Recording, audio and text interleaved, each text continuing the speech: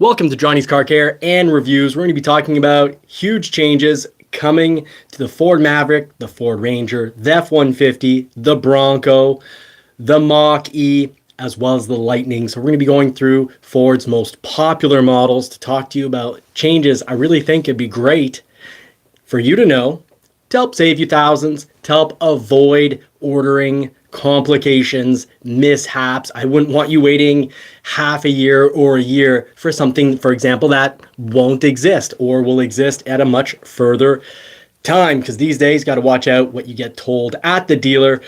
So I'm here to set the record straight. I don't want anyone getting fooled. Bud Guy, hello. Thank you so much for making it. Good to see you. If you're here, you're watching, just drop a little comment. Send us a little howdy. So howdy to you all. Let's get this Ford party started, you could say. Orlando OBX, good evening. Wayne, evening. Thank you very much. So love it when you guys throw comments. I try to catch as much as the comments section as possible. And we're going to be talking tonight about disappearances, add-ons, positive changes, good, huge positive changes, but we're also going to be talking about things that we're losing, not just at Ford. We're going to be talking about what manuals, you remember that's that stick shift, manual gearbox, what still remain, because I think that they're fantastic options, and let's not be fooled, they're a lot slower. Whether you're talking about a Porsche 911, nowadays, the automatic transmission is half a second faster. Same thing for the Ford Mustang GT, half a second faster if you go with that 10-speed automatic. And the 10-speed automatic, folks, gets crapped on a lot, but it's fantastic. I've owned several manual Mustangs.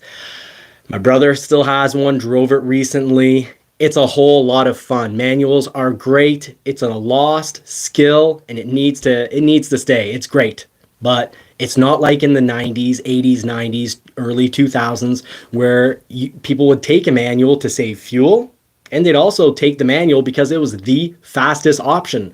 My 1999 and 2000 Porsche 911s, I didn't want them automatic. They'd have been slow. Instead, I want them manual. More pleasure for the driving, more pleasure for the driver, and it basically can't get stolen because all these thieves out there, they're fools and they don't even know how to drive manual. So be a real man.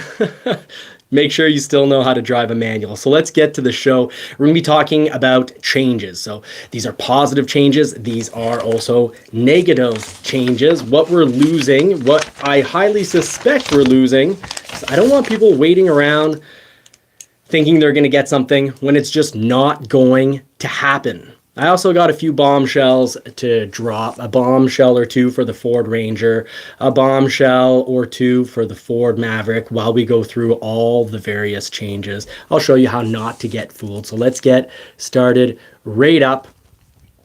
So here we go. Huge Ford changes coming, not just for 2024, but we're talking about down the pipeline as well. So if you're watching this live, thank you so much. Give us a little shout out. Say howdy in the comment section. If you're watching this as a cut up episode, well, great. This is where it all begins. We're going to be talking about some future down the pipeline Maverick talk, Ford Ranger, F-150, both the Lightning and the petrol powered version, the Bronco, which I love. I own an F-150 Lightning. I own a Ford Bronco. It's my third Bronco. I've owned over 70 vehicles. And I think by now, if you've been watching from when this YouTube channel first went on, you're probably saying, Johnny, you must have had over 80 vehicles now. I'm just not updating. I'd rather play it safe and say I've owned over 70 when I think I have crossed the 80 threshold. So let's talk about the real deal, the real changes that are going down, where you can save money, where you can't. So let's just pop up the slide here. We got a good show planned for you all tonight. Now, let's start with the Ford Maverick. First of all, I think it's really important to talk Ford Maverick new because it's one of those rare vehicles where the used prices are still out of this world. So used prices still haven't changed, or very slightly.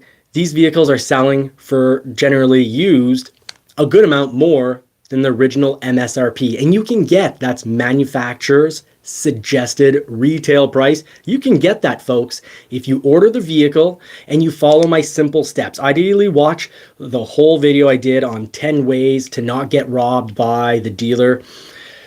Just to quickly, very quickly cover the most important parts. Get your order sheet signed. They'll ask for your signature. That's worthless. Get their signature on your build sheet. Get their signature on a lease or purchase agreement, a contract, essentially. It's not the official full contract, because they're right. They can't have you sign the official full contract because all the dates would be wrong. But a purchase offer or a lease offer, they can definitely sign. Get them to sign the order sheet. Have their signature. Hold on to those sheets. Don't leave it with them. They could get lost. Bring those sheets home, folks. So that's a way to save thousands. Also, I wouldn't necessarily buy a used, because generally the used prices are still high. And when it comes to the EcoBoost model, here's the first very small, this isn't really a bombshell. This is like stepping on a tack. It's good for you all to know.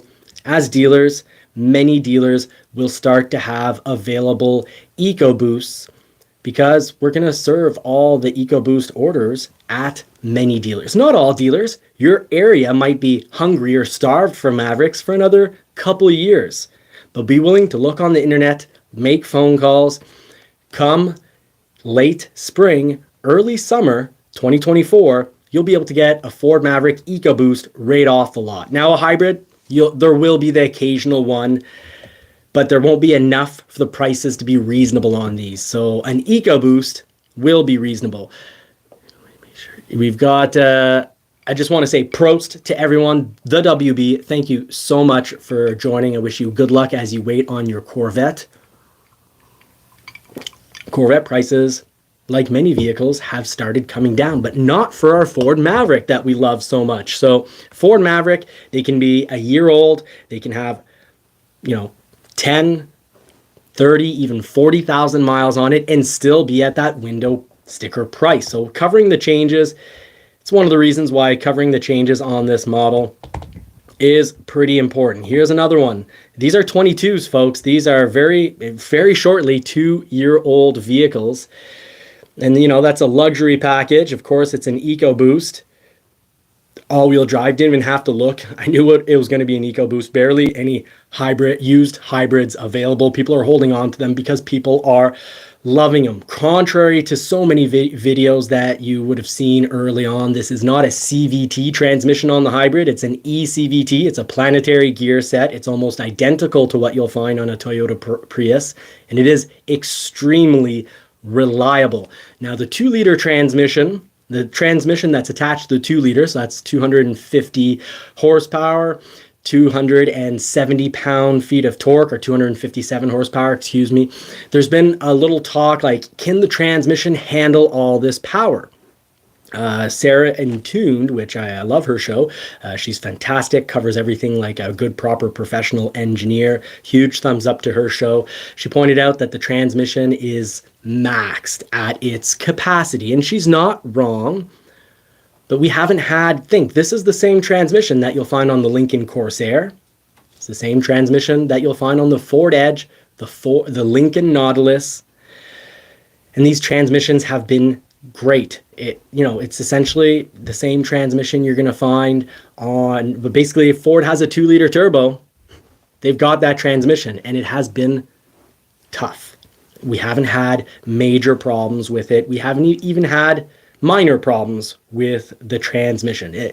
Nothing's ever perfect. I won't say that of all the 2-liter turbo engines with the 10-speed transmission, that there haven't been 8-speed transmission like on the Ford Escape 2-liter as well. I'm not going to say there have been 0 incidences, because no manufacturer goes through 0 incidences. There's some brakes that will be caused, the 18-inch air. So that's the 18 inches between the steering wheel and the back of the seat. So that's driver air. There's some of that going on, but the problems, there's nothing major. There's nothing, constantly reoccurring. I'm not stressed for this vehicle, but I would not buy it used. So let's go check what I would buy. And I'm sorry if I seem, if I look a little beat up. We've got not just the Ford Maverick news. We also have some family news. There's our daughter, folks. Lovely, lovely little girl. I'm a very proud daddy now as of officially 2 weeks. So she's 2 weeks old as of today. And here, well, this was the morning of, and we have a very healthy little girl. We're very blessed. We also feel blessed that we had a Ford Maverick. So let's get back to this Ford Maverick talk. So yeah, we feel blessed that we had a Ford Maverick. We bought one. I think it should be the #1 truck. Kelly Blue Book listed the Ford F-150 Lightning as the #1 truck of the year 2 years in a row. And I don't agree. I own a Lightning, and I'd say that thank you very much, Richman and Orlando OBX. Rushman, thank you very much. Very kind of you guys. I think that when it comes down to it, the Maverick is a much better deal. Now, this as a used vehicle, we sold it because we wanted more space for the baby. That kind of took us off guard. We waited about 20 months for our Maverick. We weren't pregnant 20 months ago. We didn't think this was going to happen. Then we got the Ford Maverick. It's a little tight when it comes to a baby seat. I've got a really bad back. That's been an issue since '08, an old injury. I can't be bending down to place the baby. I need to have everything at chest height. So with that, we sold it and we actually made money. So big changes for the Ford Maverick. Now, when you really want to get things right, always refer to the order guide. You type in Ford order guide. Of course, I have access directly with Ford, but for these shows, I always pull them off when they've been leaked by another journalist. And that's where I get my order guides that I show you all. But let's go check a good source. You always want to cross-reference because there's great sources, there's not so great sources. Now, Motor Trend, that's a source you can trust, that I've trusted since I've been reading car magazines, must be since I was about 9 years old, 10 years old. Prost, folks. I hope you're enjoying the show and enjoying a cool beverage, whether it's water or whatever it may be. Just headed out to the distillery, Cherry River Distillery, last night, and it was fantastic. So here we've got Motor Trend showing us some nice photos. Now, of course, the Build and Price website with Ford. So Google Ford buildandprice.ca if you're in Canada.com if you're in the States. But even that website makes mistakes. As we saw in last week's live with the F-150, you got to have an order guide on hand, because that is something that's never wrong. So let's talk about what Motor Trend thinks of this truck. I think it should be truck of the year. We sold it for more than what we bought it for. So the hybrid, yes, it was very efficient. We were getting high 40 miles per gallon. Of course, we're in liters per 100 kilometers. So we're playing right in the 5 to 5.8 liters per 100 kilometers, depending on the weather. Colder weather, less efficient. Battery gives off less power and autonomy. So it is a very efficient hybrid. It's a fantastic transmission. It's got a powerful turbo 4-cylinder. Yes, the 2-liter is a hoot to blast. And I can tell you from owning and playing around with this thing, it is fun in the bendies. Sling Bart, thank you very much. Very, very kind. So, and I'm surprised Motor Trend would name the Colorado Truck of the Year. I'm appreciating the new style and whatnot, but Colorados have had a bit of issues with their infotainment systems, causing the vehicle to just shut down when you're on the way back. You know, I watch a lot of different YouTube channels. Pickup Truck and SUV with Tim Esterdale is one. His brother had issues with his Colorado. TFL has had issues with their Colorado as well, just shutting down, not functioning because of that infotainment system. It's far too common of a problem to name it Truck of the Year unless we don't care about problems, unless we don't care about losing our hair because of issues going on in the front yard. So we've got an efficient, powerful Turbo 4, clever packaging, as they say, and I think that has to do with the interior being attractive, well-designed, but generally cheap recycled plastic. Cons, they're talking about the Santa Cruz towing more and how it has better payload. Well, the Santa Cruz only has better payload if you can count in-cabin payload, because they've said before 600 pounds in the bed, and at Ford you can put 1,500 pounds in the bed. So my decision is clear. I tried out the Hyundai Santa Cruz, and their safety tech bothered me more than the safety Blue Cruise tech that I'm having issues with in my Lightning. We'll get to that later, but I'm having some issues. Marie had some issues. Safety, not impressed when it comes to safety. Blue Cruise is supposed to be about making things safer, and version 1.3 works fantastically. But my version 1, I guess, needs an upgrade badly. Ford needs to be a little quicker about these upgrades, but not as quick as GM, because GM does so many upgrades at once that it seems to crash the system, burn out computers, and have the vehicles not start. So no, you need to find that happy mix between serving your customers quickly and also serving them efficiently. Now, changes for the Maverick, a lot of it is similar. What the big bombshell I've got for you is you might want to wait for 2025. Why? Because I highly suspect, this is a very educated, speculative guess. It's a guesstimate, but I'm rarely wrong when it comes to the Maverick. I'm expecting at some point in 2025 that they will at least announce the all-wheel drive hybrid. Not a plug-in, standard, all-wheel drive, and that falls in with Ford's tradition. Ford's tradition is, we've seen it with the Escape, we've seen it with basically all the models as they brought them towards electrification. Doesn't mean that even once a vehicle's electrified, like the F-150, they don't just cut out the petrol. But it has been standard to come out with the all-wheel drive, first a hybrid front-wheel drive, and or at the same time or a little bit later, an all-wheel drive hybrid. Then they move towards, of course, the coveted all-wheel drive hybrid. I'm a huge fan of plug-ins. I think that's the best option. I think that's the future. Less battery pollution, less, you can make so many more instead of having one electric vehicle like the F-150 with 131 kilowatts. Well, the Ford Maverick has a 1.1 kilowatt. So that's like what, 110 Mavericks that you can make with the batteries that you put in one Lightning. And we'll be talking about long-term reliability on these vehicles because I have a little Tesla story about a Tesla that made 1.2 million miles, but it's had several engines replaced and 4 batteries. So we'll get to that. But for now, let's wrap it up on the Ford Maverick. So the big change, the big bombshell is that an all-wheel drive hybrid, I can say I'm 98% certain that is going to be for 2025. I'm 100% certain it's coming. It'll be at least announced in 2025. Will we get it as part of our 2025 ordering guide? Can we order it and receive a 2025 hybrid? Or will it be announced in 2025 and we end up getting a 2026 all-wheel drive hybrid? That is to see, that we'll wait and see. For now, we can say the Maverick changes for 2024. The hybrid is no longer a standard, so you're paying more for it.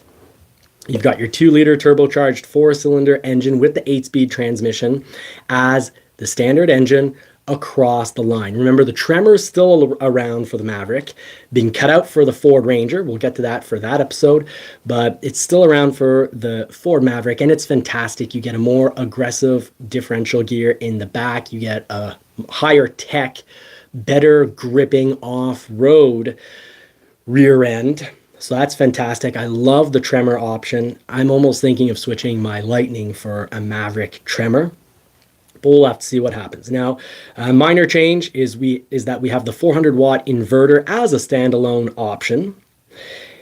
And you've got the XLT Luxury and Lariat package. Sorry, the 400-watt inverter is no longer a standalone option. It bundles into the luxury packages that are only available for XLT and Luxury, not the XL. You've got some color choices that are just being played around with. You can see that with the Ford Build and Price website. Now, for the 2024, the styling has remained the same, so don't expect any changes when it comes to styling.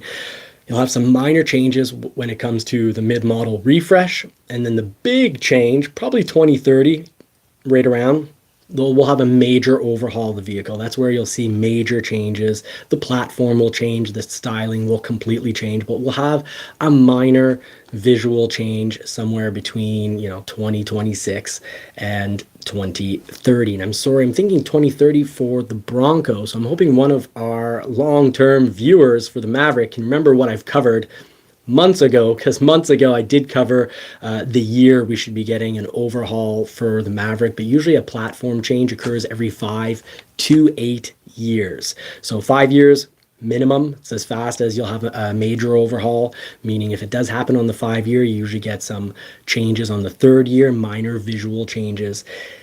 If they stretch it out to 8 years, then you'll normally get that usually on about the 4th or the 5th year, those minor changes to kind of keep sales up, keep excitement up. But they could stretch this one out because sales are up, excitement is up. This is a fantastic truck.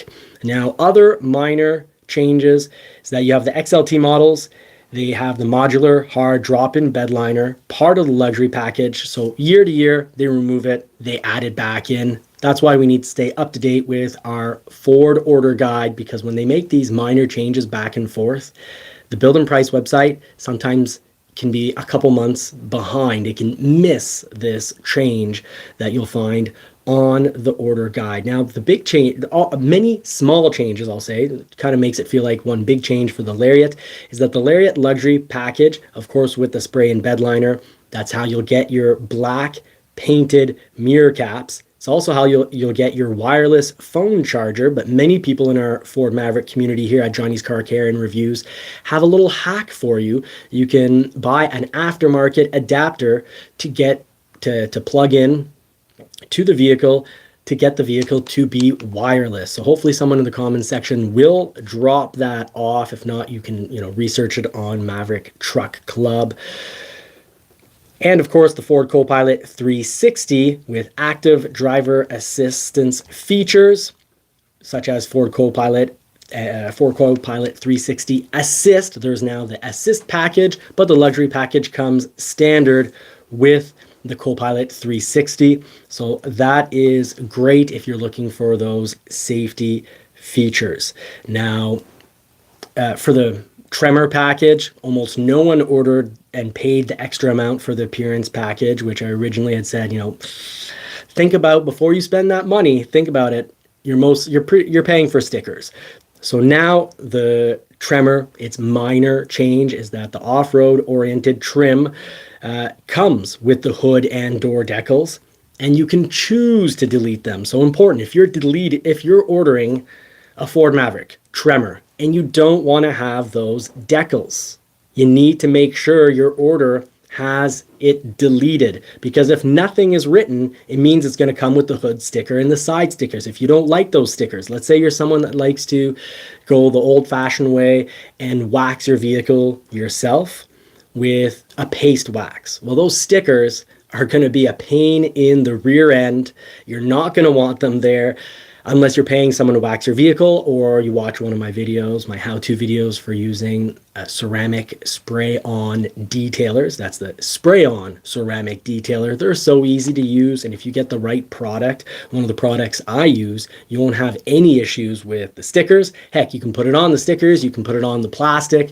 Life will be simple. However, I've bought so many products over the year that on the, which vehicle was it? One of the vehicles, the Bronco, the new green Bronco, I took the wrong wax. I did not take a ceramic spray-on detailer. I took a ceramic wax hybrid, so it's like a traditional matte wax with some ceramic detailer, if I recall correctly. And anyways, all my plastics went white, my stickers went white, and I had one heck of a time getting them out. I had to use a white eraser and erase away the white lines.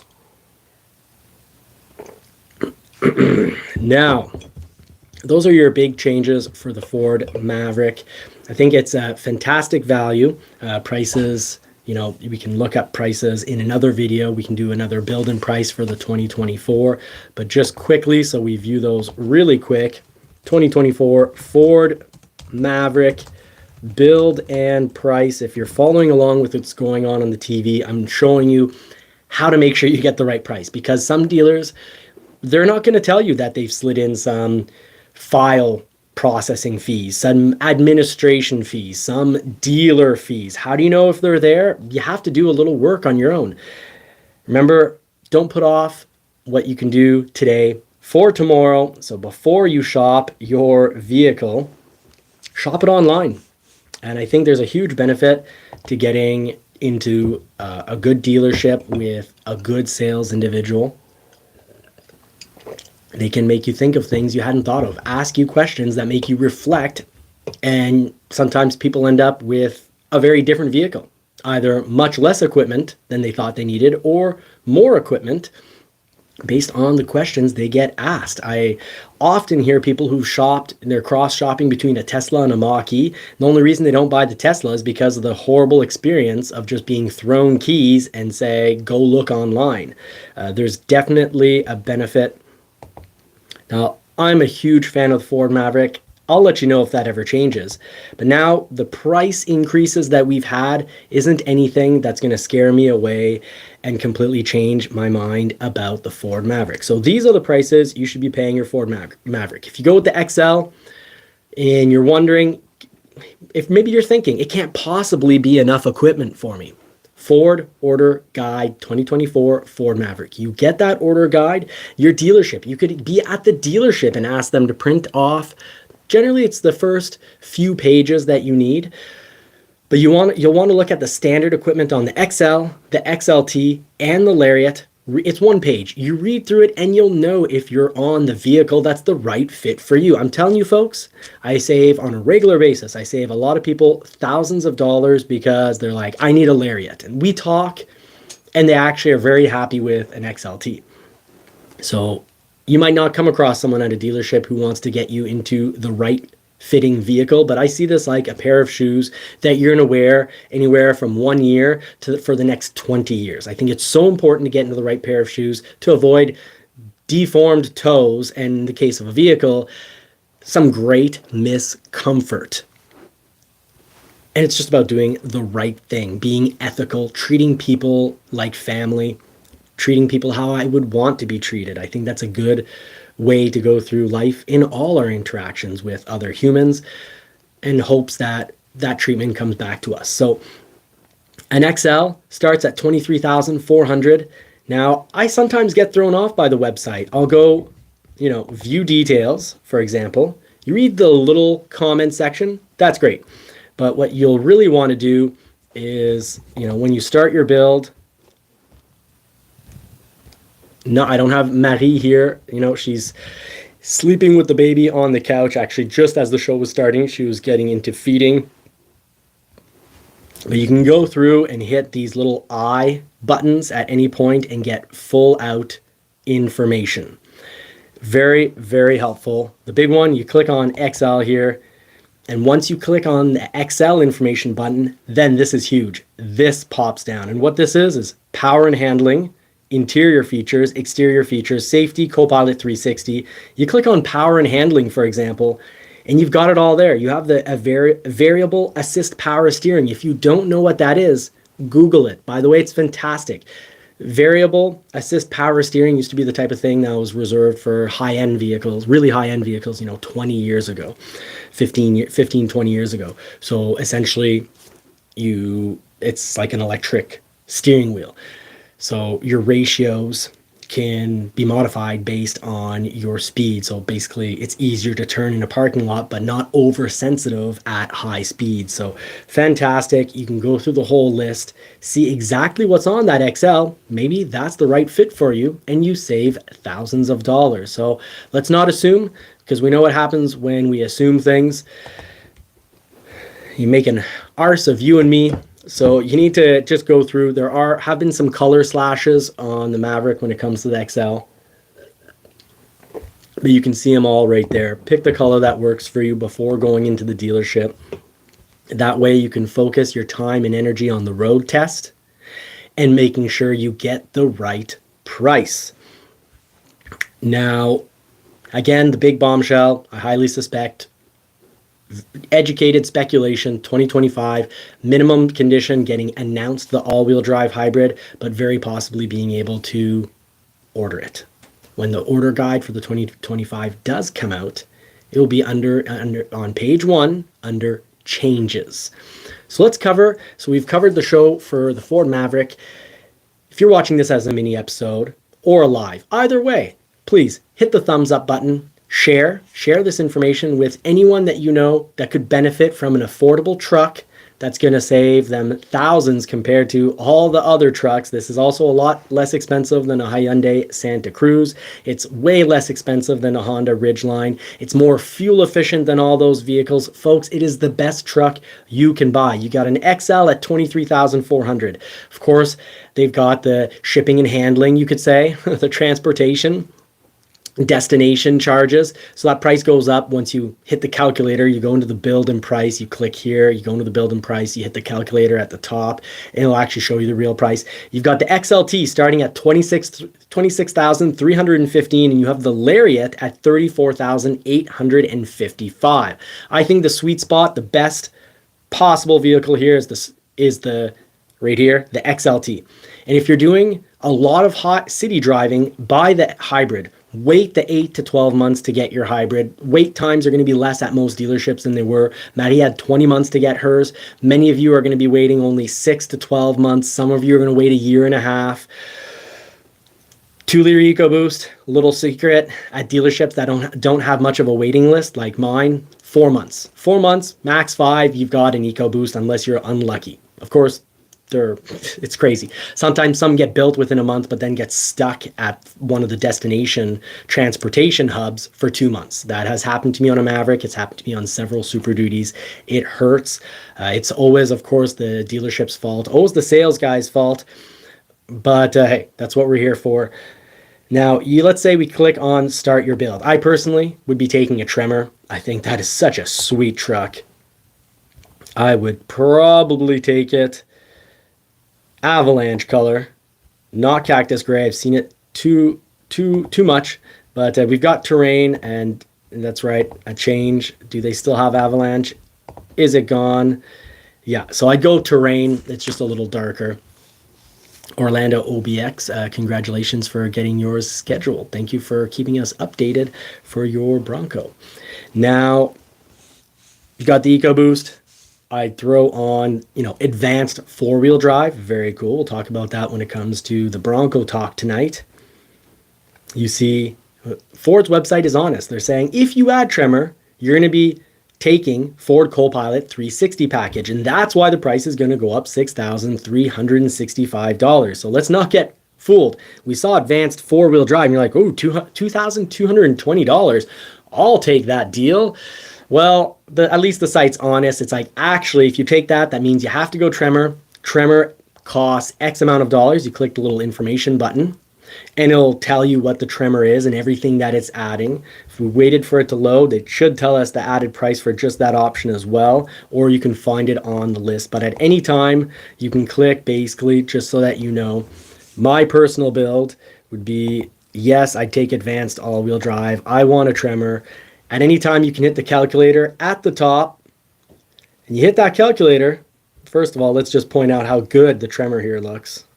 That is a good-looking truck, folks. 1,500 pounds in the bed. Total payload, 1,500 pounds, but then Ford goes on to say 1,500 pounds allowable in the bed. So I'd love a little more clarification about that, because the driver weighs something, and with legal payload, you always count your driver as well. Arcubo, thank you so much for making it to the show. Howdy ho, 4 high, 4 low. Thanks for making it to the show. You're making it in time for Bronco and Ford Ranger talk. So at any time, you hit that little calculator, and you've got finance. You hit the finance button, and you see the real price. So here we can see that we've got a base MSRP, $26,315. We added $6,365 in options. Destination charges, $1,500. Estimated selling price, $34,275. So they talk about a down payment. You can remove it at any time so you don't get mixed up. You see that $30,000 down there, and you get to the dealership. You're super mad. You think they're ripping you off. Maybe they're actually giving you the good price. That's why you got to look through the build and price website before getting too upset. But you can see that, I'd finance this 72 months because this vehicle will unbelievably hold its value well. It's hard to believe how well this holds its value. And Peugeot, no rants tonight. I diluted the drink this evening. So we have a little Havana on ice, a little diluted, mostly because I'm thirsty, and I've had like a sore throat for over a month now. The daughter's coughing. It's probably my fault. She's sneezing. It's clearly my fault. You can also consider a lease, but we'll talk about the differences between leases and purchases in another video. Simply put, if you're going to keep the vehicle for a shorter period of time, I always find it easier to swap out of a lease. So that's your Ford Maverick news. Please hit that share button, share it with people that need to know about saving money, because saving money these days is so unbelievably important. Things are tough. Things are also a little ridiculous these days. So in between episodes, before we start episode 2, it's time for a little rant. But just to wrap up the episode, please share, subscribe, hit that bell notification. This is a small family business. Help us out, folks. So quick. Last week, I know I had a pretty ridiculously long rant, but quick little rant. Quick little rant about cost. So I think this is pretty pertinent, and we should just keep this in mind. You've got here Alex Clark, and this is from Benny Johnson sharing this, but it's from Alex Clark's post. So she's talking about people watching Home Alone, and it's ridiculous. When we watch Home Alone, which took place in 1990, Kevin McAllister, if I remember his name correctly, went in to buy some groceries, a little food, milk, bread, toilet paper, laundry detergent, fabric softener, cling wrap, macaroni and cheese, a turkey TV dinner, orange juice. By the way, orange juice is not a healthy option. When you cut up all the fiber that's attached to a fruit, you're just back to drinking sugar. You need to digest your sugar slowly to not play around horribly with your insulin and then play around with your testosterone levels. If your goal is to be less of a man with less testosterone, drink lots of orange juice, have lots of sugary crap. But that's not the point of my rant here. And a bag of plastic Army Men. In 1990, that cost $19.83. Last year, those items cost $44.40. So in 2022, what does it cost in 2023? Oh, $72.28 after tax. That's a 248% increase. And I have extra background information to that post. From 1990 to 2022, while those groceries essentially doubled in price, times 2.1. So did the average salary. The average salary in 1990 was, from recollection, $40,000. And now the average salary is $80,000. So it's doubled. The groceries doubled. 2023, disgusting result from globalist measures, printing off money for all sorts of ridiculous reasons. And in 1 year, you get a 248%. You get groceries that almost doubled, but from 1990, 248% increase. But from $44 to $72, you've got a roughly 1.6 times 1.6 increase in one of the major costs of living. And salaries, of course, over 1 year have stayed identical, essentially identical. And that's why it's so important for me to be talking about the Ford Maverick, because spending in a smarter manner is more important than ever when we have not just less disposable income. We had one of the greatest Black Fridays ever in 2023. Some are taking this as an excellent economic sign. I'd say it's complete hogwash, horse crap, because roughly 70% of what was bought on Black Friday was bought with credit. Yeah, credit. So people are putting it on credit card, and not credit cards that are going to get paid off. Many credit cards will go into default. So we don't have this smoking hot, amazing economy. Inflation is not caused from all of us regular people spending too much, and pollution isn't caused by all us regular people. This is a good description of what's going on with pollution. You've got the really bloated wealthy who, they pollute more than 60% of the poorest people. So the super rich are super polluters, but there's the regular Joe with his paper straw being squished and crunched in horrifically, mistreated, freedoms being taken away, slowly moving towards a society where we won't own or lease vehicles. It'll be ride sharing and essentially an autonomous taxi service. Also that we can save the environment by focusing on CO2 reduction. And if you think about it, CO2 reduction, I wonder, is this a hoax? You've got Bill Gates saying that we need to cut down and currently having forests cut down so we can get rid of the carbon that's caused by trees. He's saying that trees cause carbon, so we need to get rid of more trees. Well, I don't trust that science. I can tell you the science when we look at things from a really broad perspective. Of course, my stepfather is, he has his doctorate. He actually did 2 doctorates. One got approved, but he was a university professor in environmental studies and geography. And he basically, to do things fairly and honestly, he stunted the progression of his own career after working for oil companies as a young man, as a chief head scientist for one oil company, worked on the Canadian pilot project, Circumpolar North Commission, as a CEO and CFO. A pretty impressive career. Goes on to, because he got kind of bored of being retired, part-time university professor, and because of his views, never got offered a tenureship as he should have, because his view was that the climate crisis, there's a pollution crisis, but the climate crisis based on CO2 is baloney. He did research on glaciers, on ice cores, and he pointed out that when you go back over 12,000 years ago, and during the ice age, of course there wasn't much CO2 on the planet. So we're sitting at 0.03 parts CO2 in the atmosphere. We moved up to 0.04 portions of CO2 in the atmosphere because of, humans came from living underground in caves. They essentially came out of hiding. The ice shelves essentially disappeared to be replaced with vegetation. Human populations increased tremendously. Human activity, animal activity.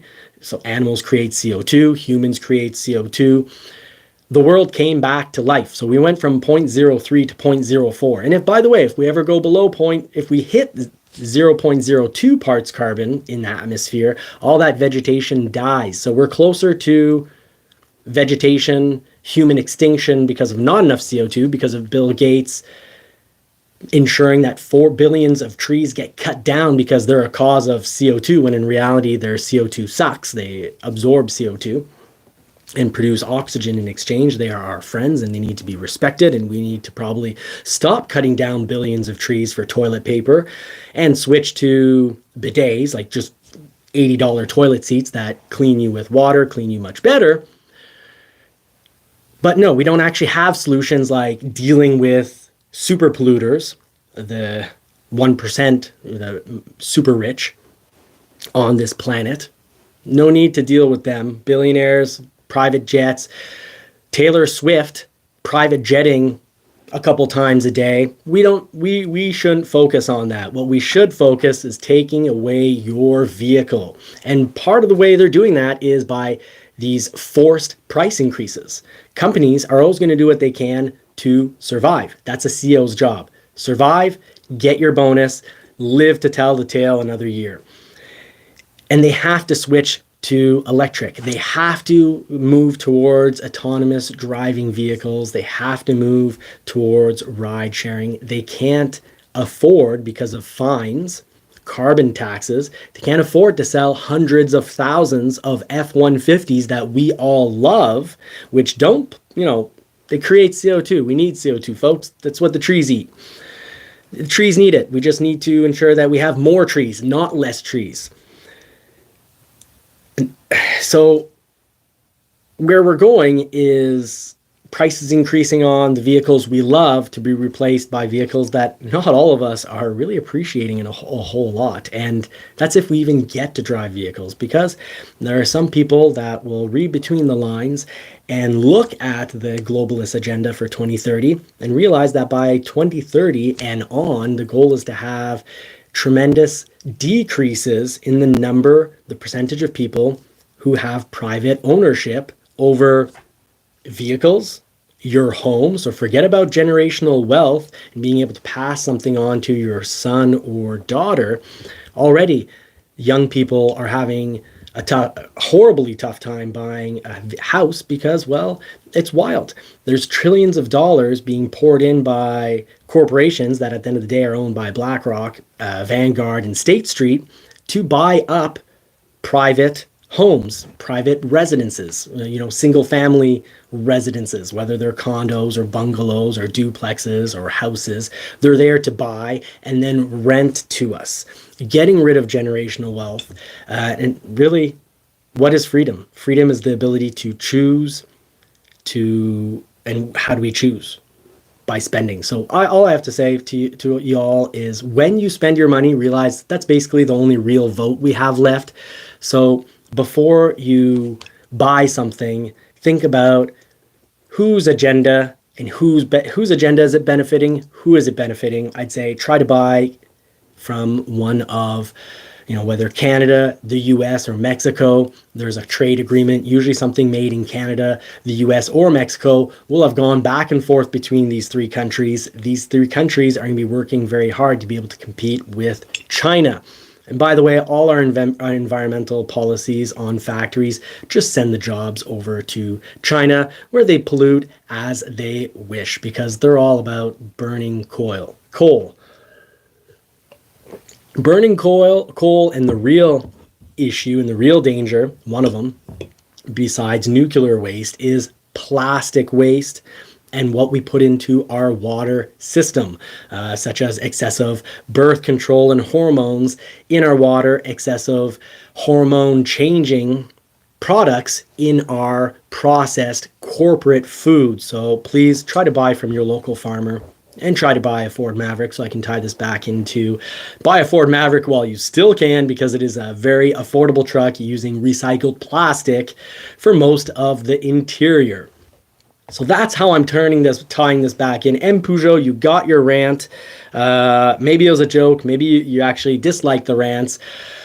But I hope I still have you here. Thank you for those that didn't nod off. That will not make it into our... This is a live only. The rants are for the live. They're for the real fans that make it through the whole show. Now, we need to switch off to episode 2 real quickly.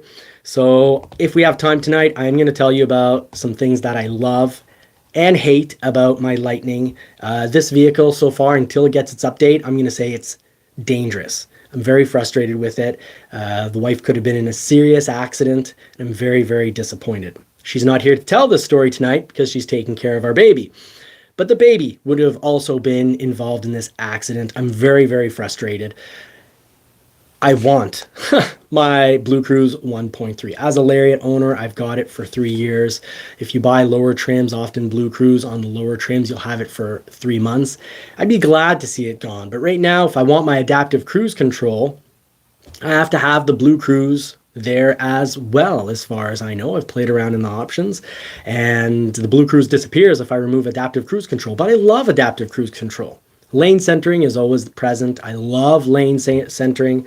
Some things I love and hate about this vehicle, but we'll cover that if we have time.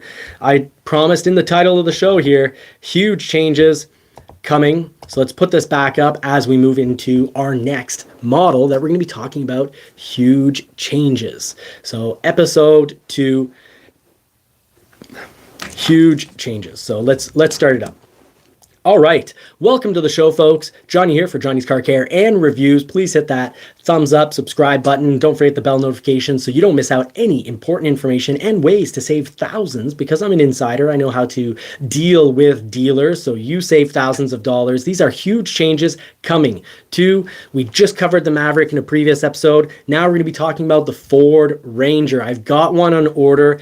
I hope it stays. It is competing with a Porsche 911. So Ford, get my Ranger Raptor built, which the first news of the night is a Ford Ranger Raptor. Fantastic vehicle, 6-cylinder, twin turbo, 10-speed transmission, super powerful. But will you actually get one? Yeah, probably not. Many dealers will get, some dealers will get 0, many dealers will get 1. The rare huge dealer might get 4 to 10.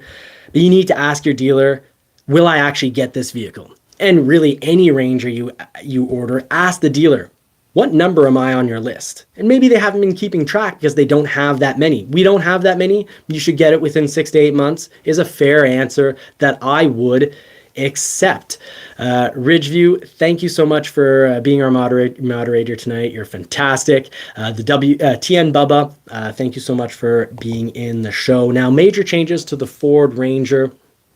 So, secret sauce here. You get the Ford order guide out. Many websites will leak it. I'm taking this from a leaked website. I'm not using my insider code and whatnot to get this information. So Ford, if you're watching, I'm only sharing what's already online, but I'm clarifying what's online and helping people out. As I say prost to you all and hope you're having a wonderful night. I hope you had a fantastic family day. Don't let anyone ever make you work on Sunday. It's family day. I'm doing this because I'm hanging out with my YouTube family. I really appreciate you guys, and this is why I'm here and happy on a Sunday hanging out with you guys and guys and gals.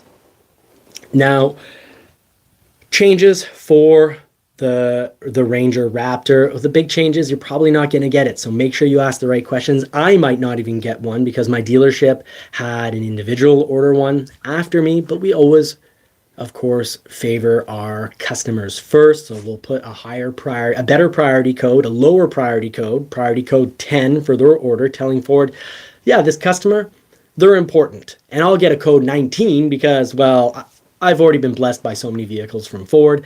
So Ford will get the instructions of, if possible, try to build the real customer, the real buyer's vehicle first, then build, Johnny from Johnny's Car Care and Reviews, who's also, working at a Ford dealership, has a few shares in a Ford dealership. So we want to always favor our customers. But the real trick, go to the Ford Ranger Order Guide 2024. You Google it, you'll get it.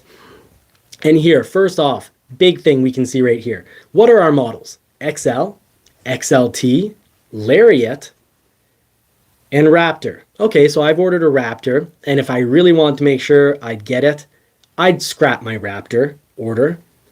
But I think the 2.3 liter engine is a great engine for the Ranger. It's a great engine in the Focus RS. It's a great engine in the Mustang GT, but I am a power freak. And I know, I find my Porsche 911s, well, I haven't driven the new one, but my 2000 Porsche 911 with 300 horsepower, I feel like 300 horsepower isn't that much. I kind of consider my Porsche 911 horrifically slow, but I love driving it because of the handling. Well, I love the Raptor because it sounds amazing. And for me, sound is so important. One of the reasons I appreciate my Lightning a little less. I also like speed. The Lightning's amazing with speed. But the Raptor has that speed, sound. You don't even have to modify the exhaust. It is amazing. Ford's pricing. Ford, plug your ears. Your pricing on the Ranger Raptor is fantastic. You look at, in Canadian, it's $82,000 order. If I had an F150 Raptor order, it was 110 when I looked at it 6 months ago. So for the 2024, it's likely going to be roughly $8,000 more. Big price increases there. So you can have the 3-liter V6 with a specially tuned exhaust. Don't think it's going to sound like your Lincoln Aviator 3-liter V6 or your Explorer 3-liter V6. It won't. This thing sounds amazing. Watch the videos.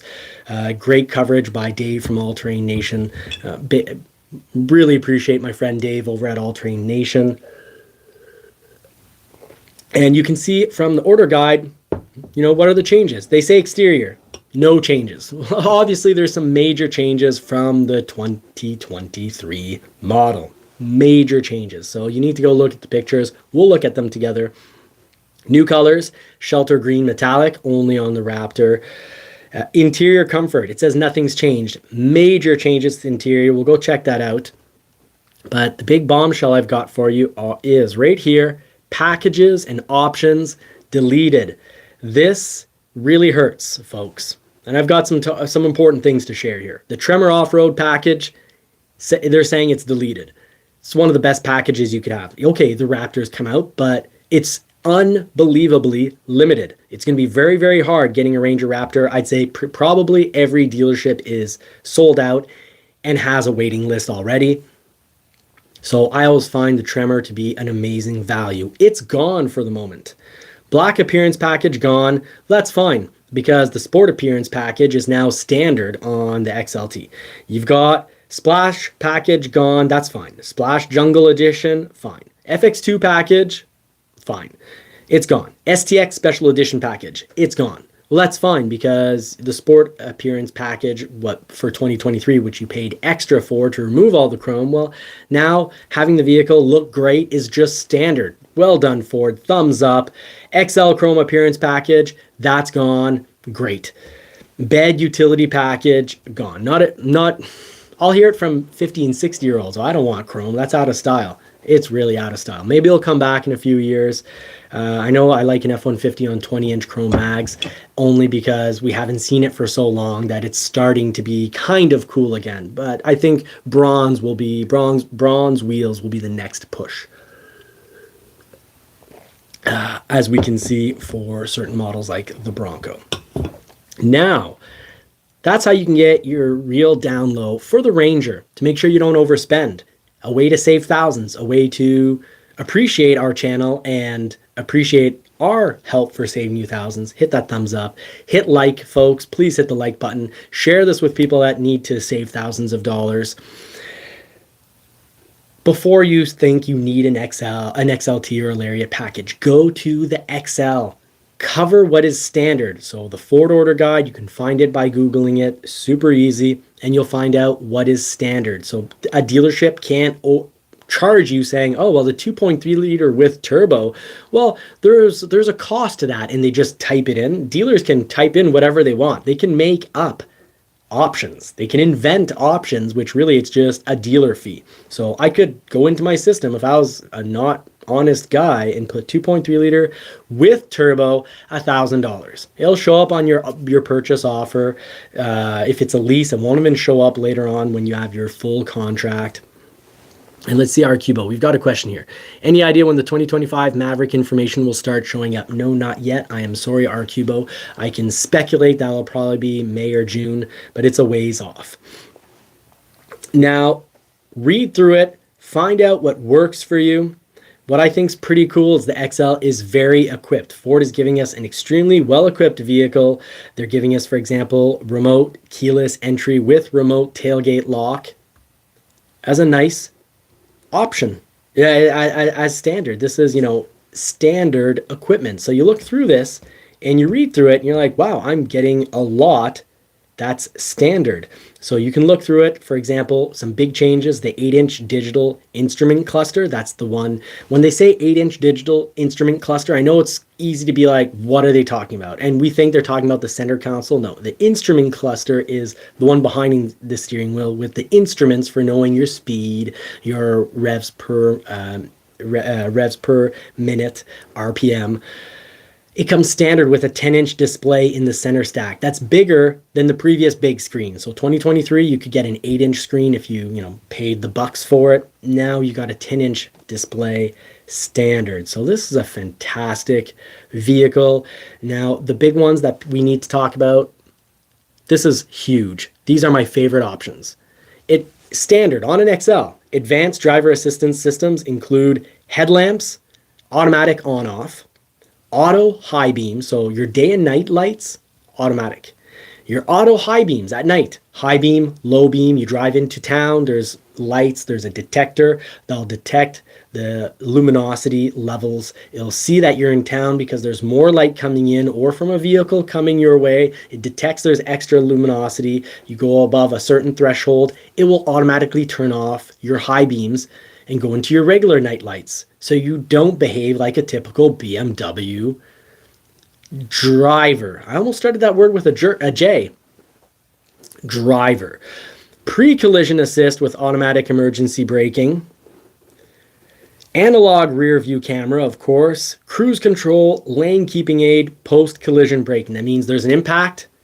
And instead of the vehicle just sliding off into a river, a lake, oncoming traffic, the vehicle is going to brake on its own after it has an impact, a collision.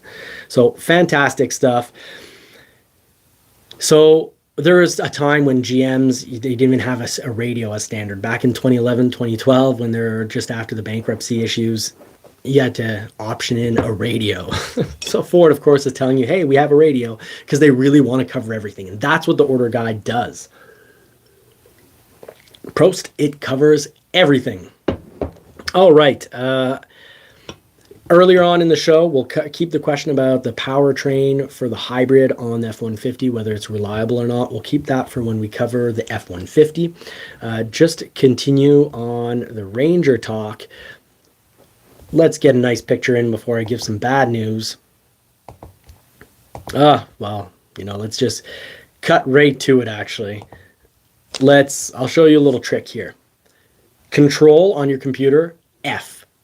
You get to a little box appears at the top here, and you can type in what you're looking for. So I type in tremor, I click enter, one thing pops up, and it's under the deleted. So as we said earlier, tremor is deleted. But here's a big one. Lots of journals will tell you that the 2.7 liter is a 2024 option, but we click 2.7 liter, 0 out of 0. Nothing is found under 2.7 liter. How about V6? V6, 1 of 4. So let's blow this up, get this bigger here. Let's go through. You've got the little arrows here that you play with. Control F to get this to pop up. Okay, Super Crew 4x4, 5-foot box. All Rangers have 5-foot box now. They're all Super Crew. 3-liter EcoBoost V6 engine with auto start-stop technology. Standard on the Raptor. So I'll zoom in, show that to you. S is for standard on the Raptor. If you want to see what the letters stand for, they're at the bottom of the pages. Now let's switch to the next one, 3 of 4. So I won't go through all this because it's lengthy, but there's no option of the 2.7 liter engine. V6, again, 3 liter for the 1 of 4. So let's go over to Motor Trend here. Try to find Motor Trend amongst all these things here. Motor Trend. Let's see what Motor Trend had to say about the Ranger. Beautiful vehicle. There's your Ranger Raptor. It says Ford on the front grille. We can see all Rangers have a wider stance. They look much beefier. They're a mix between an F-150 and a Maverick, which I said early on, way before they announced the new Ranger, I said I highly suspected it'd be a mixture between an F-150 and a Ford Maverick in both size and styling. So we've got the Ranger here. Now this would be your XLT, a nice photo of an XLT here. You can see major changes to the lights, everything. It's a new platform. It's major changes, and it's a great platform. It's still a fully boxed in frame. Now, many people said that the Bronco had the same frame as the Ranger, but it was actually a little different. And now the Ranger essentially has that upgraded Bronco frame. So it's a boxed in frame. So you've got, think of a ladder with your beams on the side. And then all your cross beams, your subframes, are thick, squared off, or rectangular, but they're boxed, you could say, and they go through the frame. So they go through the frame, meaning they're welded on both sides. They're really part of the frame. This is the best option for a long-term, reliable, sturdy vehicle to keep for 30 years. It's also the key to the best off-road machine, the best off-road frame that you can have. And Pujol, thank you so much for sharing in personal experiences with your Fords. Really appreciate when the community shares their personal experiences and with their Fords, and also their viewpoints on the various topics that we talk about. So the redesigned 2024 Ford Ranger. It is a massive upgrade. Still running the 2.3 liter with 10-speed automatic transmission. That's the 10-speed that Ford essentially worked on with GM. It comes in various sizes, but it's essentially the same setup, whether you're looking at a Mustang, a Super Duty, an F-150. All those 10 speeds from Ford, it's essentially the same transmission with different sizes. So good volume rebates, good. You learn about a problem, you can fix it across the entire line. You can put more money into having the best transmission possible. You have more money to invest in recalls to make sure that transmission stays top notch. So 6-foot bed and super cab are gone. You've got the 5-foot bed with a super crew on all of them. The tremor is gone. But here, Motor Trend, almost always correct. They're saying, and it's not their fault, Ford told us we would have an optional 2.7 liter twin turbo EcoBoost V6. So my key to getting a Ranger, because I'm probably not going to get my Ranger Raptor first. We're only getting one for the entire year. Most people will not get a Ranger Raptor with that amazing Fox suspension with live bypass, little it's like a shock with a coil going around it, so a coilover setup with your little bypass liquid, so your liquid in the shock stays the same temperature, it doesn't get tired out and bottom out. It's also a shock with protection, spring protection at the bottom, spring protection at the top. So fantastic. Typical Raptor, whether it's a Raptor F150 or a Ranger Raptor, you've got top of the line suspension. And Fox suspension, I have it on my Wild Track Bronco. It is fantastic, folks. Love it. But I take a 2.7 liter. But the order guide, nothing about the 2.7 liter. So either as a mid-year surprise, an order guide update could bring us a Tremor with only a 2.7 liter or optional 2.7 liter. But the big surprise could be Ford saying, hey, it's June, and guess what? You can now order your Ranger with as a Wild Track model with a 2.7 liter V6, or maybe they'll call it the Wild Track like they have out in Aussie land in Australia. So that's my big bombshell for the Ford Ranger. No Tremor option for the moment. Actually, no 2.7 liter option for the moment. You cannot order it. I've gone across the order guide. I've gone across my internal website for building vehicles for my orders. I've gone to the system where I order the vehicle with the factory. So the direct communique with the factory, there is no V6 2.7 liter as an option. There's no code for it. It doesn't exist for the moment. So we're either getting that halfway through, or Ford originally saying we would. It's more of a, you will have that option, but we're not going to get it for 2024, maybe 25, 26, maybe mid-model refresh in 2027 they could push it off for, but we're just not getting it at the moment. And it makes sense if it came as a 2025 option or a summer 2024 option, because then Ford, for the initial excitement of, wow, it's a new Ranger, people take that 2.3 liter, and it saves more 2.7 liters for the F150, which is now the standard engine, or the Ford Bronco, which is by far the preferred engine. About 70% of orders for a Bronco are 2.7 liters. So maybe Ford just doesn't have quite enough 2.7 liter engines sitting around to be able to throw it in, and you've got the excitement on the new Ranger anyways. You can probably get people, this makes me worried, because you've got the excitement of the new model. You have a lot of people ordering a Ranger just the same. You possibly have a scarcity of 2.7 liter engines.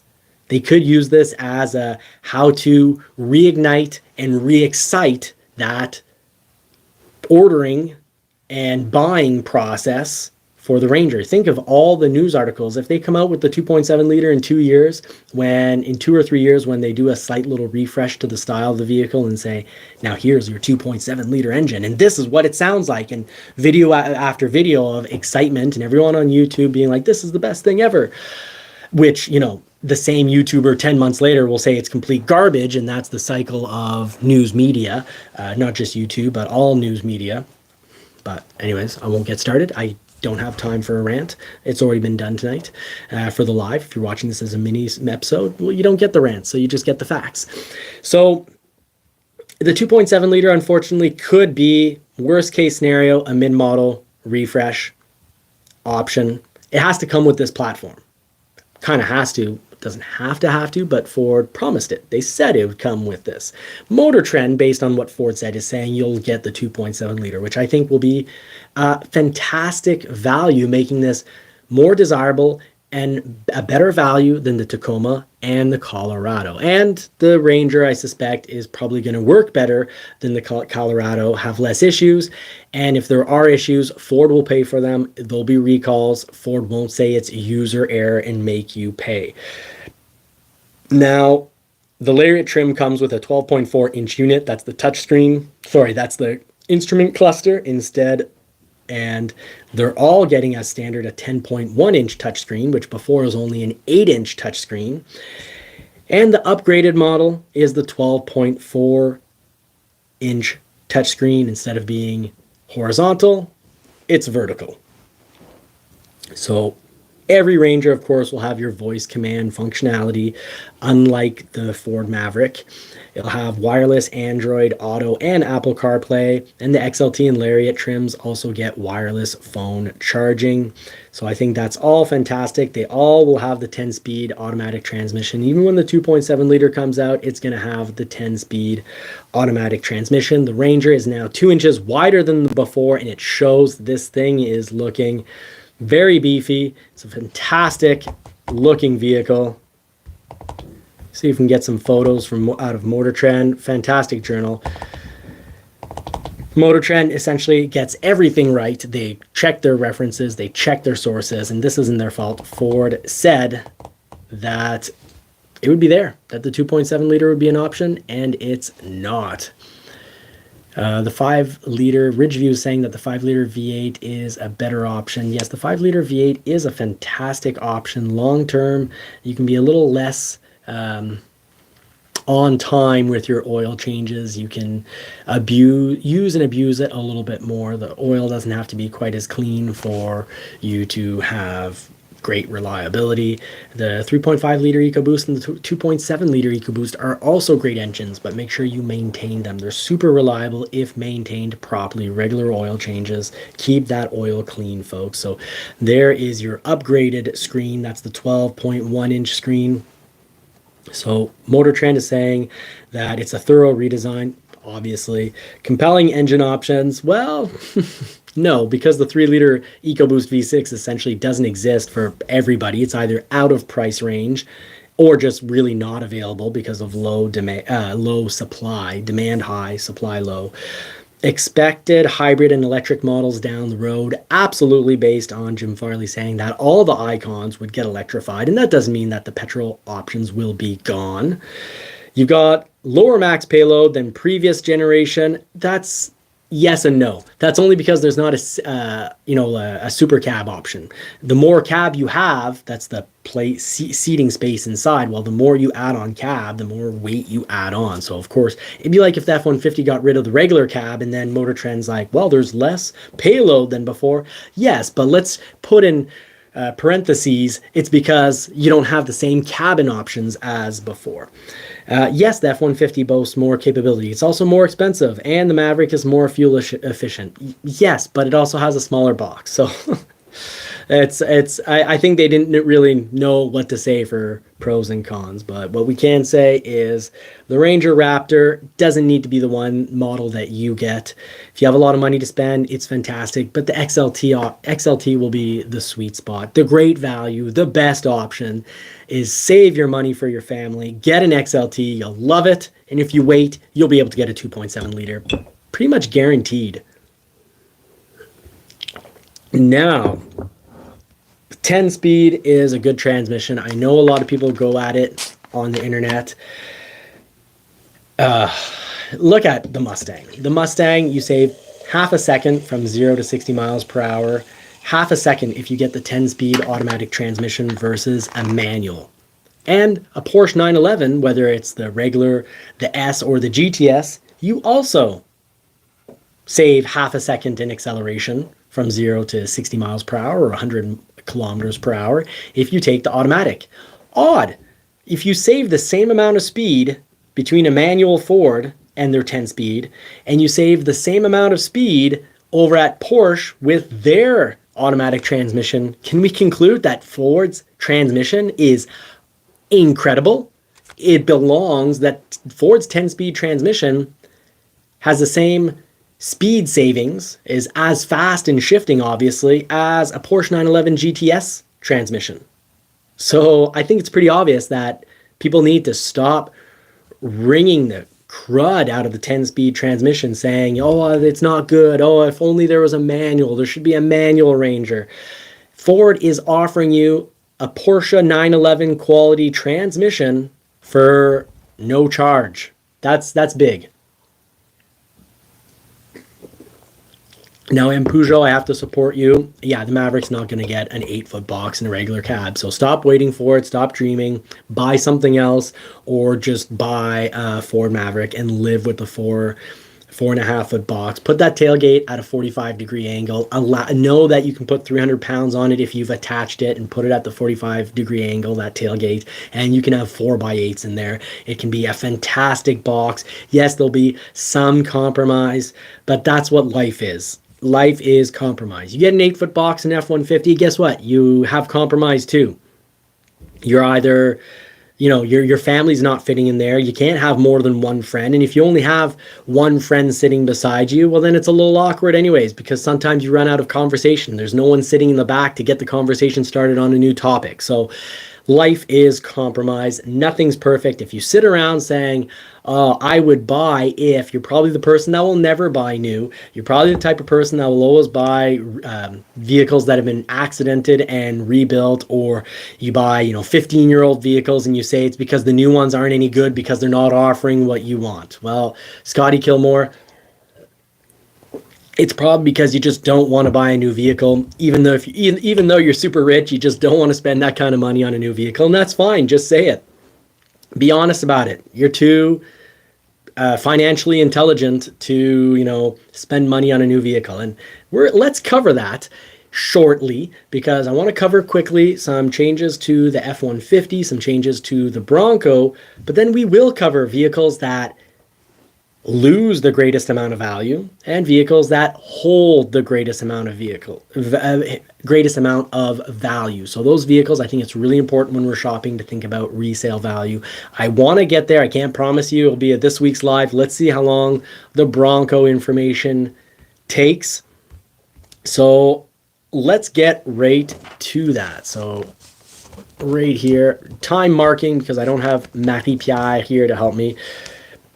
She's off with the baby.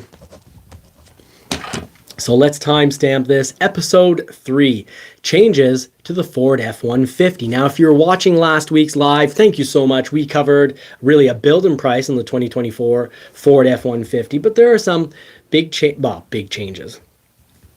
Really, the Ford F-150 isn't changing nearly as much as, the Ford Ranger with a completely redesigned exterior, a completely redesigned interior. If you want to have that new, exciting vehicle on the block, don't get an F-150, get a Ranger. Don't get a Ford Maverick, because it's the same for the last 2 years. Wait a couple more years on the Ford Maverick. You'll see some nice changes, major changes down the road, more than 2 years down the road. But the F-150 has some nice minor changes. So you've got a new grille, new lights. This thing is looking pretty sharp, folks. The Tremor package isn't gone the way it is on the Ford Ranger. Now, I'm Johnny from Johnny's Car Care and Reviews. Please hit that thumbs up button, subscribe, turn bell notifications on so you don't miss out on knowing about ways to save thousands of dollars. Got a little tongue-tied there. Sorry about that, folks. So yes, you can have a winch from factory on an F-150, which you've been able to do on a Super Duty now for a few years. You can do it on a Bronco. Very, very cool. It's a Warn winch. Ford continues to do business with Warn, but you can see, you've got the sides. That's looking identical. You've got the little air extractor. That's the same. Most of this vehicle is the same, other than price. Bombshell, the price. If you watched our video last week, you saw how prices generally have gone up $5,000 to $8,000, depending what you're shopping. It's not cheap, but there are some nice upgrades. So on the interior of this F-150, you are now getting standard a 12-inch screen, even if you get the XL. That's huge, folks. And if you don't believe me, and you shouldn't believe me, you should always cross-reference any journalist, any YouTuber, any any journal you come across. If you're watching this as a live, you just saw an error over on Motor Trend, not their fault, more on Ford's end. But you can always cross-reference things with a Ford order guide. For example, here's an order guide for the Bronco. You type in 2024 Ford Bronco, Ford F-150, Ranger, Maverick, whatever model interests you, and you will get the order guide for the vehicle you're looking at. And you need to do this before you go out and shop so that you don't get bogus hidden fees from the dealer. It'll help you save thousands, because let's say on the Ford Ranger, if you don't know anything about the vehicle, or even here, they could say a dealer can just type in 2.7 liter V6 engine, optional, $2,000, because it used to be an option and it used to cost roughly $2,000. It's now standard, but your dealer can throw that in. So to not get fooled, watch my video, 10 ways to not get robbed. I think I added in the title by the dealer. Maybe I was being coy and didn't throw that in. I didn't want to be quite as obvious, but I have a fantastic video on 10 ways to not get robbed. It covers the whole list. The main thing is build your vehicle online prior to going to the dealership. Pull out the order guide, read what's standard equipment, so that when you go in, you check what you sign. Make sure there aren't any dealer fees. Make sure there aren't any administration fees. Make sure that there isn't whatever they decide to label it at. If you've done your homework and you know the 2.7 liter engine is standard, you won't pay $1,000 or $2,000 for that option in your 2024. But the price has gone up. The 2.7 liter is standard. You got a 12-inch screen as standard. You've got great looks to Canada and the USA's best-selling vehicle, one of the world's best-selling vehicles, really. So that 2.7 liter turbocharged V6 is standard. I've had it in my 3 Broncos. I swear by that engine. It is fantastic. So you've got a lot of other options, like the Platinum Plus model has now been switched out for unlimited trim. New exterior graphics and wheel options are now available for the entire F-150 range. A new front grille, new whole front look to the vehicle. New interior, you could say new interior because, well, look at that 12-inch screen being standard. That looks fantastic. Now, that's the big one. I think the Tremor is your best value. You're going to get the best resale value on your F-150 Tremor. It's essentially a Raptor. Because, okay, a Raptor has a high output 3.5 liter EcoBoost. Well, order your Tremor with a 3.5 liter EcoBoost. You essentially have a Raptor. You have essentially the same side rails as a Raptor. You have not the same suspension, but still a great suspension. Now, earlier in the show, in the live, we had a question about the F-150 Hybrid's powertrain. Is it reliable? I actually I know a few people for their trucks built in 2022, so you could say a COVID build truck. There's more issues. And there's more issues actually on those F-150 hybrids than I saw on other vehicles. So I don't know what happened at the factory, but I am seeing a little bit more issues. But overall, it's a 3.5 liter EcoBoost with a reliable battery and a reliable electric engine. It shouldn't be an issue, folks. I'm not scared of it. But if you're going to be towing, don't expect any fuel economy. If you're going to be driving on the highway, don't expect much for fuel economy. The hybrid is your model to look at if you do a lot of city driving. Incredible savings.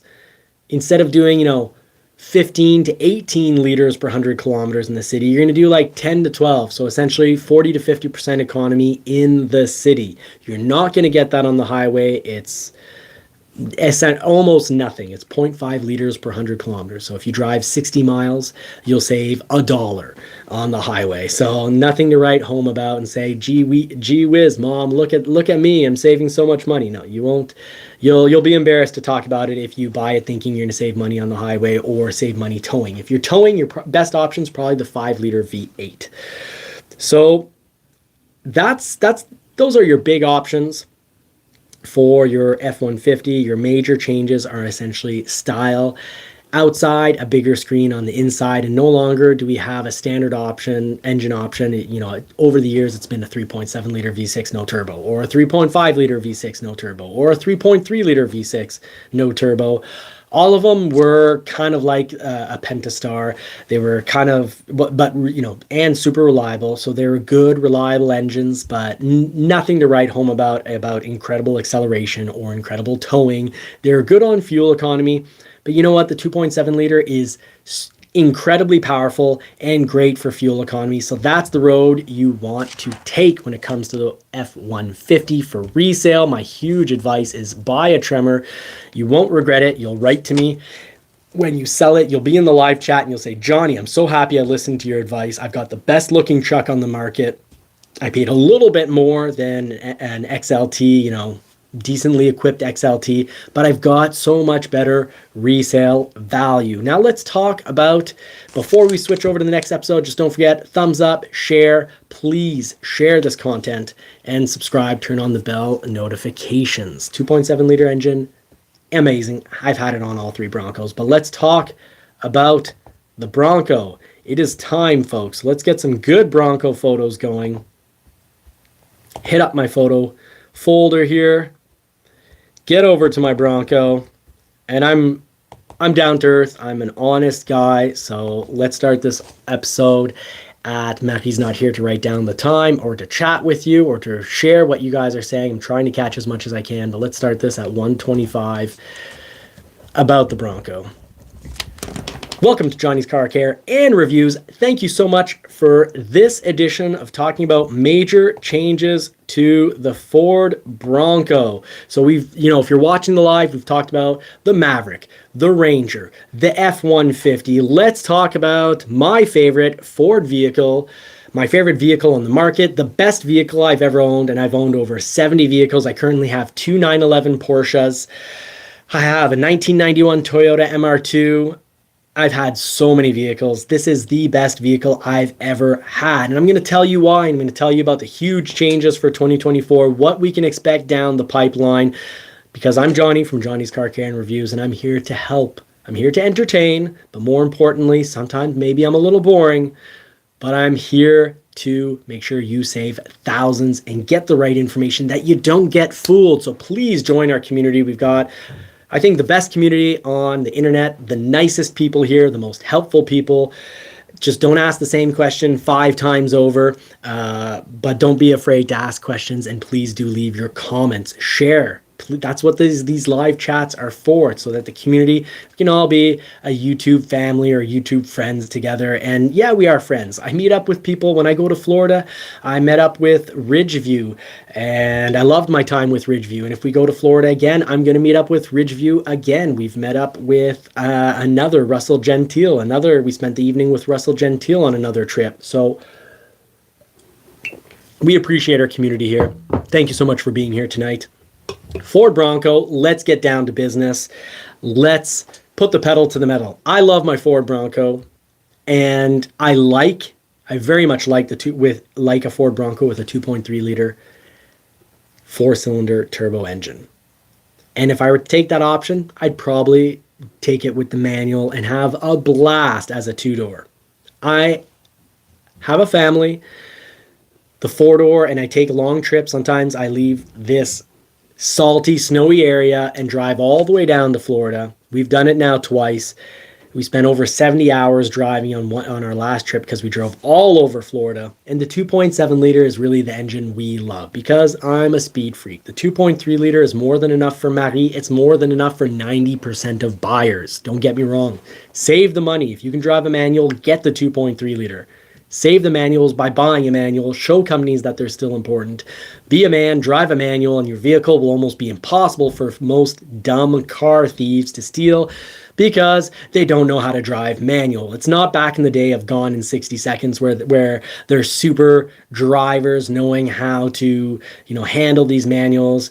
They're lazy people, unwilling to work, probably collecting social benefits because they say they don't have a job, but stealing vehicles on the side. And when they get caught, they go to prison in Canada for like a week. It's ridiculous. Shoot these people in the hand so that they can't steal another vehicle. But we've got a weak society afraid of actual punishment. But I'm here to say the real deal and make a few jokes along the way. So please take that as a joke. Don't shoot anyone in the hand. The Ford Bronco is incredible with its 2.7 liter, and there's a lot of changes for the 2024. I would not order another 2023. I would not pick up a 2023 off a lot at this point. I'm tempted. We've got five at our dealership, but there's two that tempt me. Either a Big Bend, which I would throw on Ford's Ford Performance Bronze Mags, and some BF Goodrich KO2s that I would run year round. And it's a 4-door Velocity Blue. Marie would be so happy because guess what? Our F-150 Lightning, she took it out for a baby appointment several cities away. Several towns away. It's Canada. We don't have that many cities. Several towns away. And the darn thing brake checked on its own on Blue Cruise. She had a blast using Blue Cruise to the appointment. The truck was dirty. She went through a car wash, got the truck cleaned off.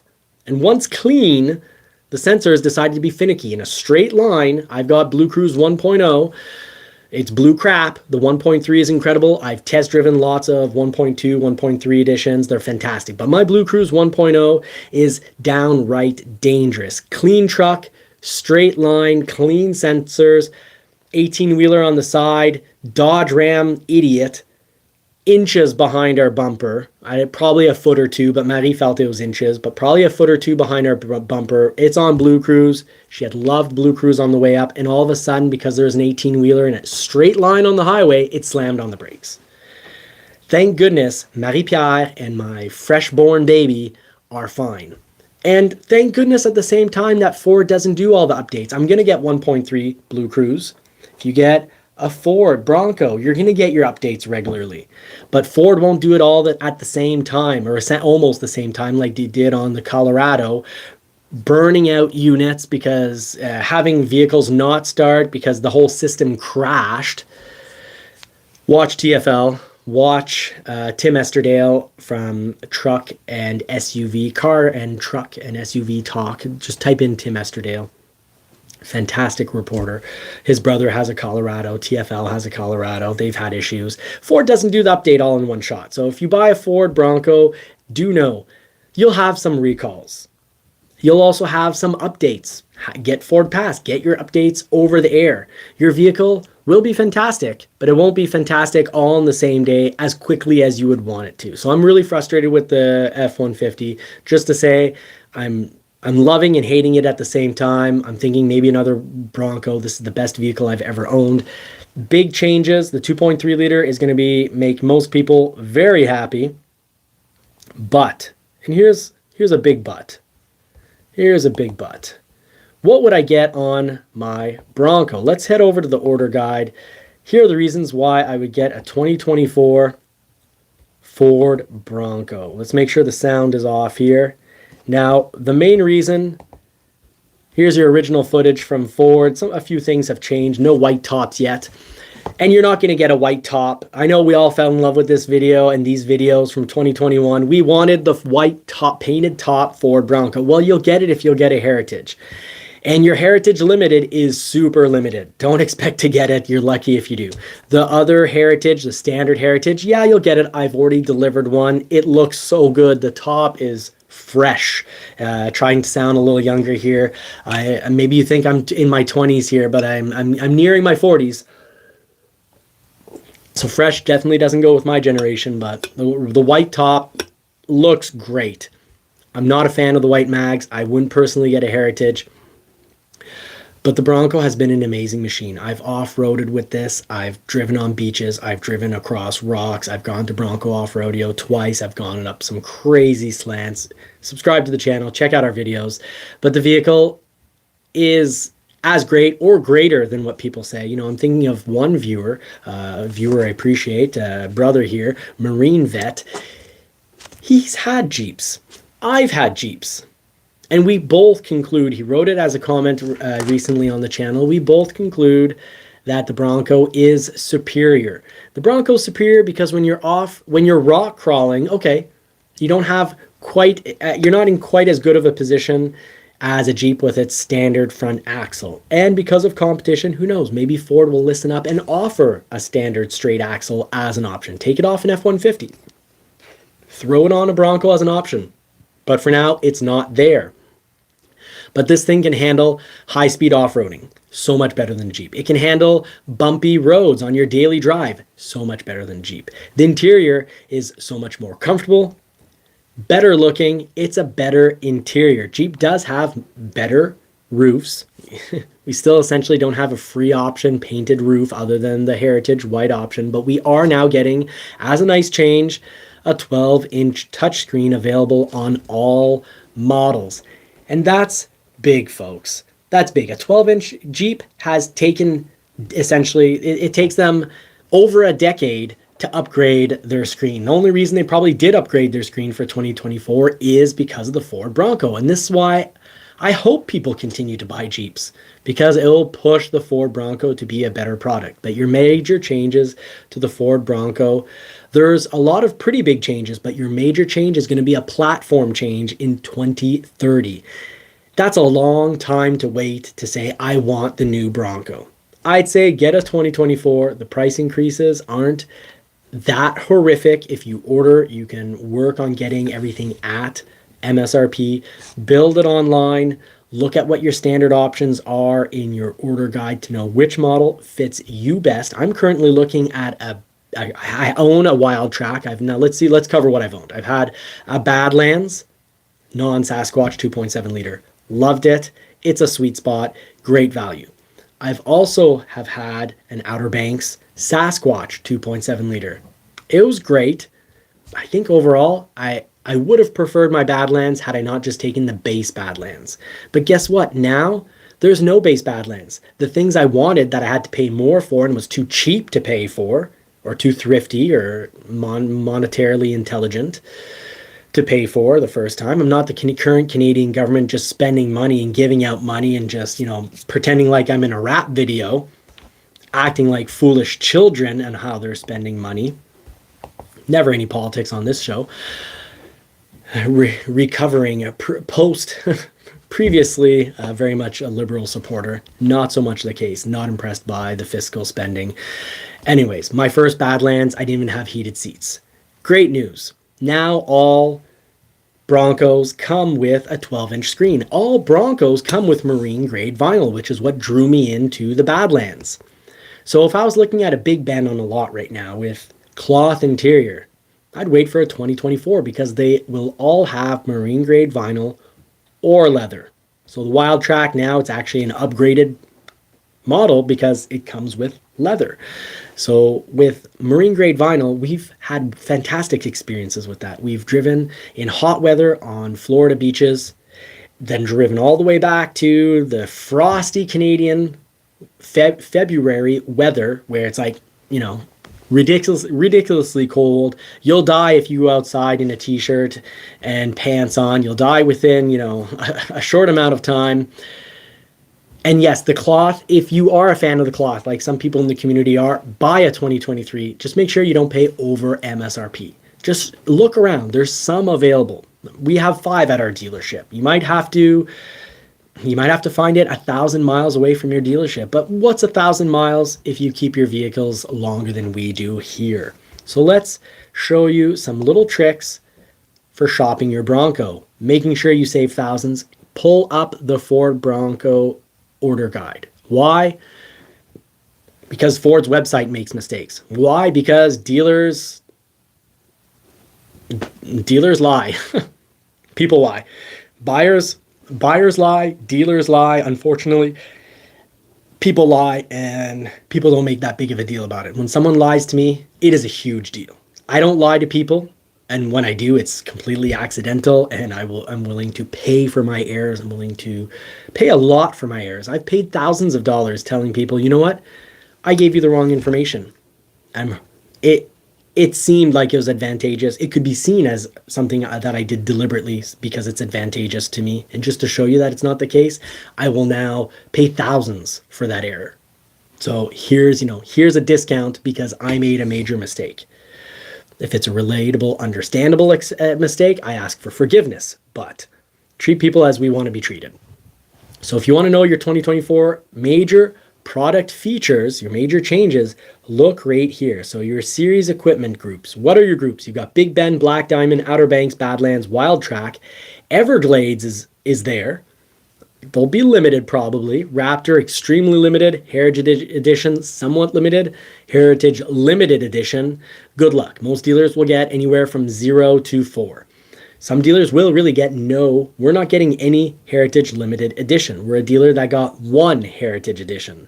So those are special models. Everglades, we've had one thus far. I should have bought it, but I was scared of the 2.3 liter. I'm silly. I'm a silly man. I need more power, more cars and more power. Now, you'll want to go through the various options here. Make sure you don't get told the wrong thing at the dealer. But the big one, Big Ben, the 2.7 liter engine is gone from the Big Ben. Now, you can read through these because I don't want to make this episode excessively long, but do know that the Outer Banks two-door, it's gone. If your dealer says, yeah, we're ordering that for you, guess what? You just won't get a vehicle, so beware of that. New paint, you've got Shelter Green, very cool. Basically, it's a lot like the Eruption Green, but, slight changes for a year change. Deleted paint, Code Orange, and Area 51. I really liked the school bus yellow, which they named it Cyber Orange, I guess. I really like that yellow. Marie really liked that yellow. If we were to have a second Bronco, we would love the second Bronco to be that color. Two wild colors in the yard, green and yellow. Maybe red, like All Terrain Nation. We'll have to see. So Ford Copilot 360 technology, are there changes? No, none. Says it right in the order guide, so nothing's confusing there. Your 12-inch, big changes, 12-inch LCD, capacitive, touchscreen with swipe capabilities, standard on all series. That's huge. That's great. Take that, Jeep. Try to keep up, Jeep, but Ford needs to upgrade their tops. Jeep has that painted roof that also has an electric button for pulling back the middle. So that is the best roof on the market. It's not like, other than maybe the Porsche 911 Targa, which is pretty impressive when that roof comes off, or the Corvette, the WB, this is for you. I applaud the Corvette's T-top, essentially. The T-top, that's when you don't have a bar in the middle, but you have one piece. It just tucks into the trunk like the Porsche 911. Incredible stuff. Deleted, no more keyless entry keypad. Also changed, connected navigation. 1-year subscription is now standard with the high/Lux. So now you no longer have a high package and a Lux package. They've mixed them together. And now that the touchscreen is standard, I don't know if I would go high package. So check it out. See what fits for you. Try to save thousands of dollars. Now, that's what you'll want to go through. Then you'll want to go option by option. You'll go to Big Ben, you'll check it out, look at pictures online on the build and price, make sure. The Big Ben, my beef with it for the 2024 is the grille continues to be a grille I don't find very attractive. I'm not attracted to it. Yes, Marie had a baby girl 2 weeks ago. It's her 2-week birthday. I'm still counting birthdays in weeks just because I want to get to spoil my little girl. She's a blessing, and we will do everything we can to take care of the blessing that we have been given responsibility over. Not the state. We are responsible for our daughter. So yeah, let's move on. Not get into another big rant. So you've got push button start continuing to be standard on all the vehicles. That is a great option. What would be the sweet spot when it comes to a 2024 Bronco? I'd say a lot of people are going to probably, and I want to hear it in the comments. What do you think the sweet spot? What's the best value on a Ford Bronco?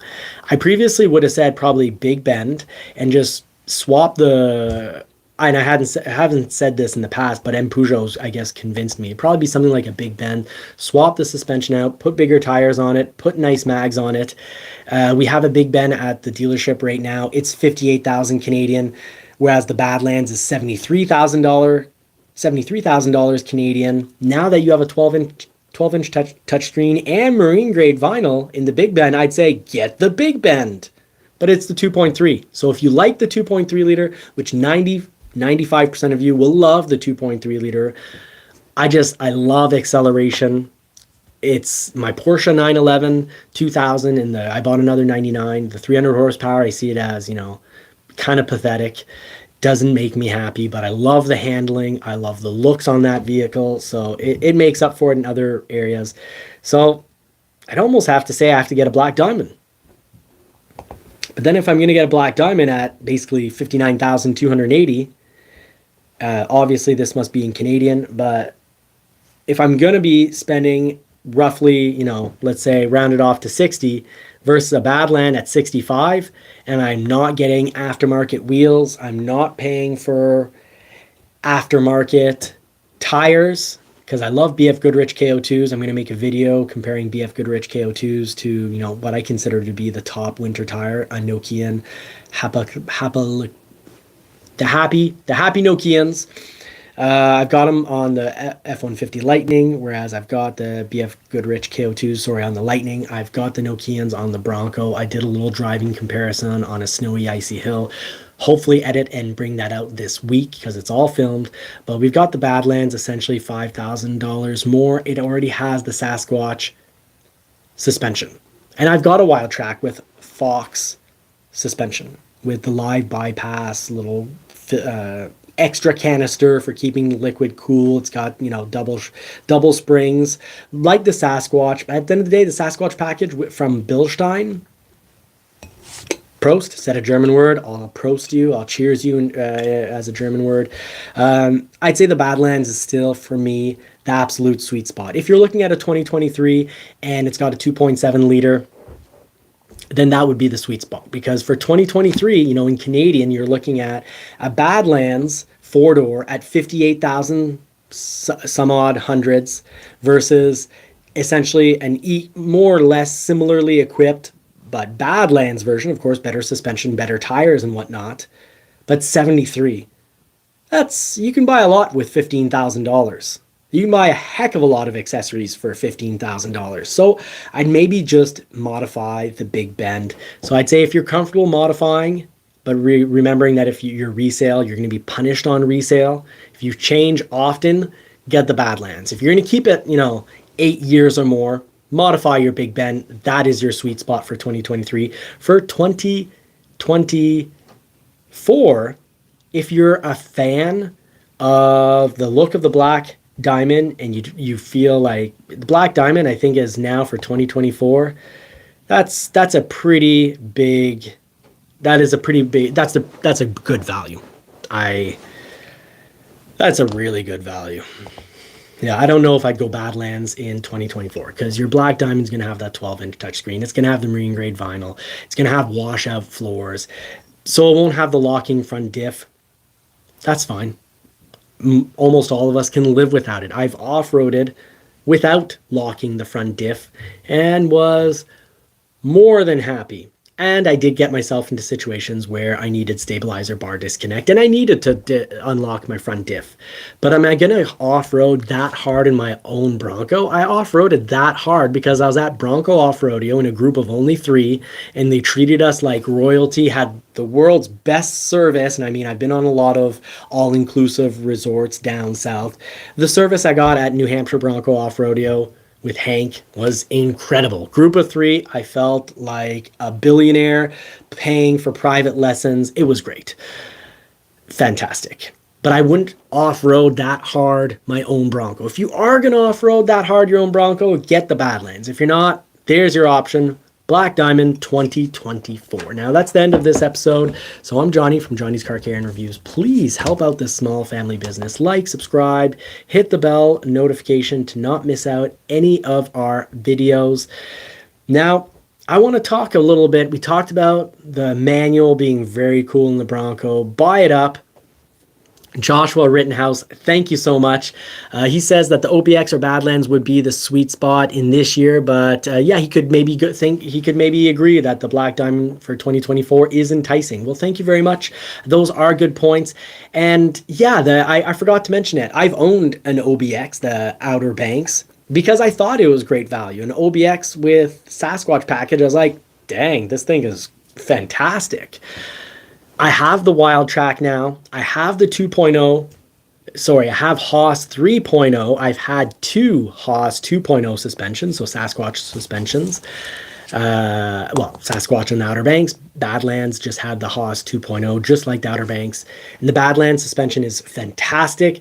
The Haas 3.0 is a little better. But is it worth the extra money? If you have it, yeah, it's cool having the latest, greatest. And I consider my Wild Track as my budget Raptor. I used female, and this is a joke. Please don't call me a sexist. It's a joke. Jokes are made to laugh at, but I'd say I used female shopping logic on this one. So I was like, and I convinced Marie with it. I was like, honey, I really want a Wild Track. But if I get a Wild Track, I'm saving like, and whatever it was, I had calculated $20,000, $30,000. I was like, I'm saving $30,000. I can now spend that $30,000 on other things. And she's like, yeah, that makes a lot of sense. Okay, yeah, go right ahead. Buy another Bronco. And Peugeot saying, misogynist. I think whether it's racism or sexism or whatever ism, these, it's an issue when you're trying to offend people, or you really don't care if you offend people. I care if I offend people. I hope no one gets offended by a light joke. I know that some guys, like I myself, used this logic, which made total sense to me. And I'm a guy. There's no pure one way of doing things or saying things based on being a male or a female. The population's so big, everything mixes together. But stereotypes aren't, horrific. Stereotypes exist because there's a grouping, a subgroup within a larger group that will follow those stereotypes. In Quebec, I'll often mention to people, I'm like, yeah, je suis un cheap anglais. And they laugh because English people have a reputation. Even if you have money, it won't be very visible. And old money, the expression in the United States, having old money, you don't flaunt your money. Whereas new money, well, you flaunt it around and you act like a rap star in a rap video. So that is my conversation for the day. Not a rant, folks. Let's not type that down as a rant, but let's get on to the next episode, the last episode of the show, because we'll save a little extra for the next one. But let's talk about saving the manuals. The Ford Bronco is an incredible manual. So episode 4 with Johnny's Car Care and reviews. Let's talk about saving the manuals. Who still makes a manual? Who makes a good manual worth buying? So which manuals should we consider? Remember, owning a manual, buying a manual is the best theft deterrent. Graveyard prospecting, I agree with you. Absolutely. Not just dudes need to be able to communicate freely. Women, all races, all religions. When you tell a group that they can't speak, you take away their ability to communicate or to vote a certain way, because if you vote one direction, well, you're a racist. Well, when you shut down communication, one, nobody learns from one another. The group that you think is evil, racist, or whatever, that you've labeled, that group isn't going to learn from you. They're not going to grow with you. You won't learn from them. They won't learn from you. There won't be any growth. And that's the issue in divisive politics. When you just label the other group as evil and you just ignore all their arguing points, well, you end up with a situation where things boil. So if we take away manuals from people, it'll become a boiling point. More people will want them. More people will not buy new vehicles. And we need to buy new vehicles because soon in the future, if things go the way of the globalists, we won't be able to buy, well, very few of us will be able to afford new vehicles. So let's head up for our Save the Manuals talk here.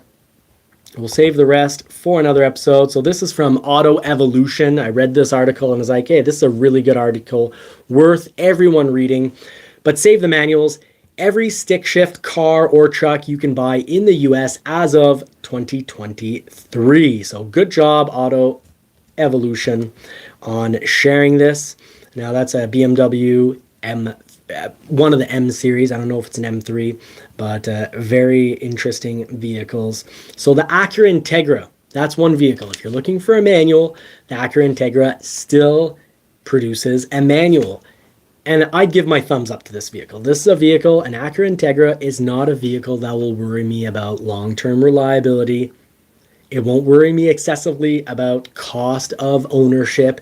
It's, I'm not expecting this thing to have insanely high cost of ownership, such as an Audi or a Mercedes or a BMW or, surprisingly, a Cadillac. If I'm going to pay super expensive oil changes, I'm going to get a Porsche.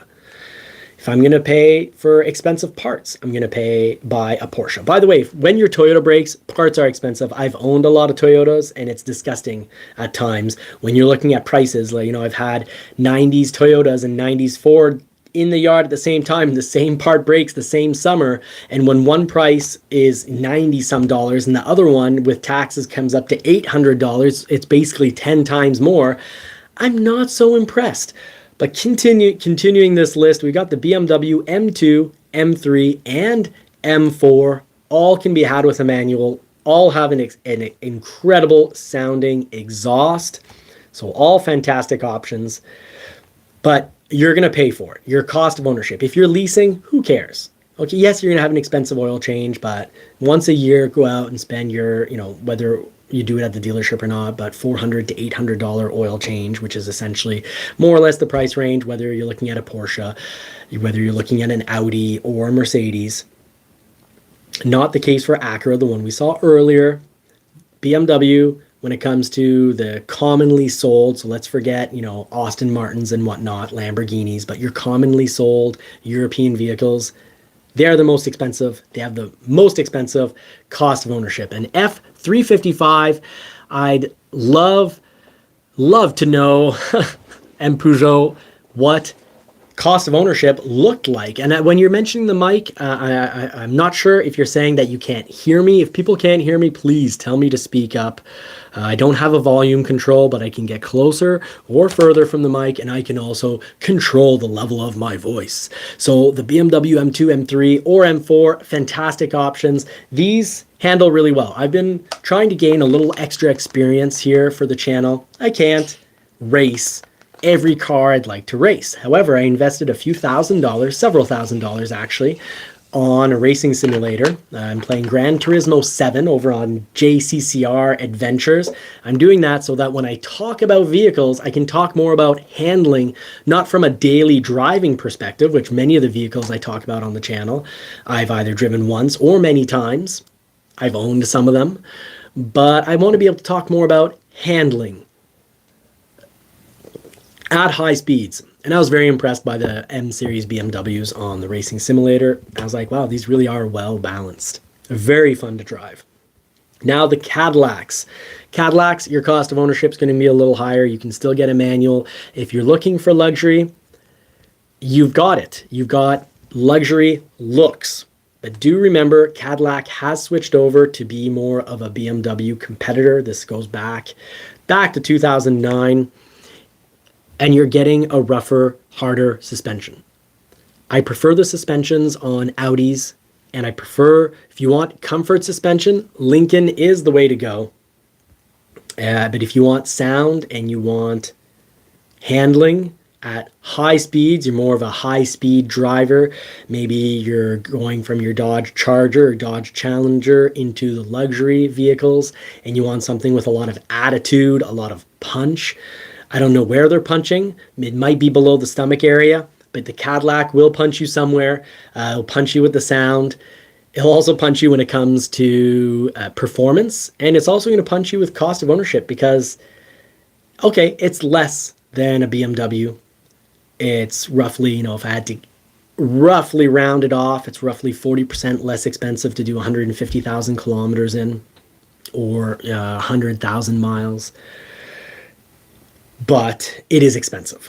It's not inexpensive like a Lincoln or a Lexus or an Acura at that. An Acura will be less than a Cadillac as well. So Chevrolet Camaro, hurry up. You won't have this one as a manual for much longer.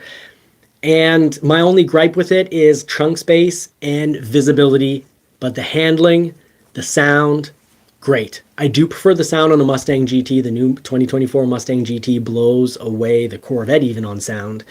But that is a sharp looking vehicle, but you won't be looking at a whole lot inside because the visibility is not great. Moving on. Cost of ownership it's good in a Camaro. It's a good vehicle. Dodge Challenger. If it doesn't break, you've got a great vehicle right there. Great to lease, great to own for 4 years. I wouldn't buy one of these used.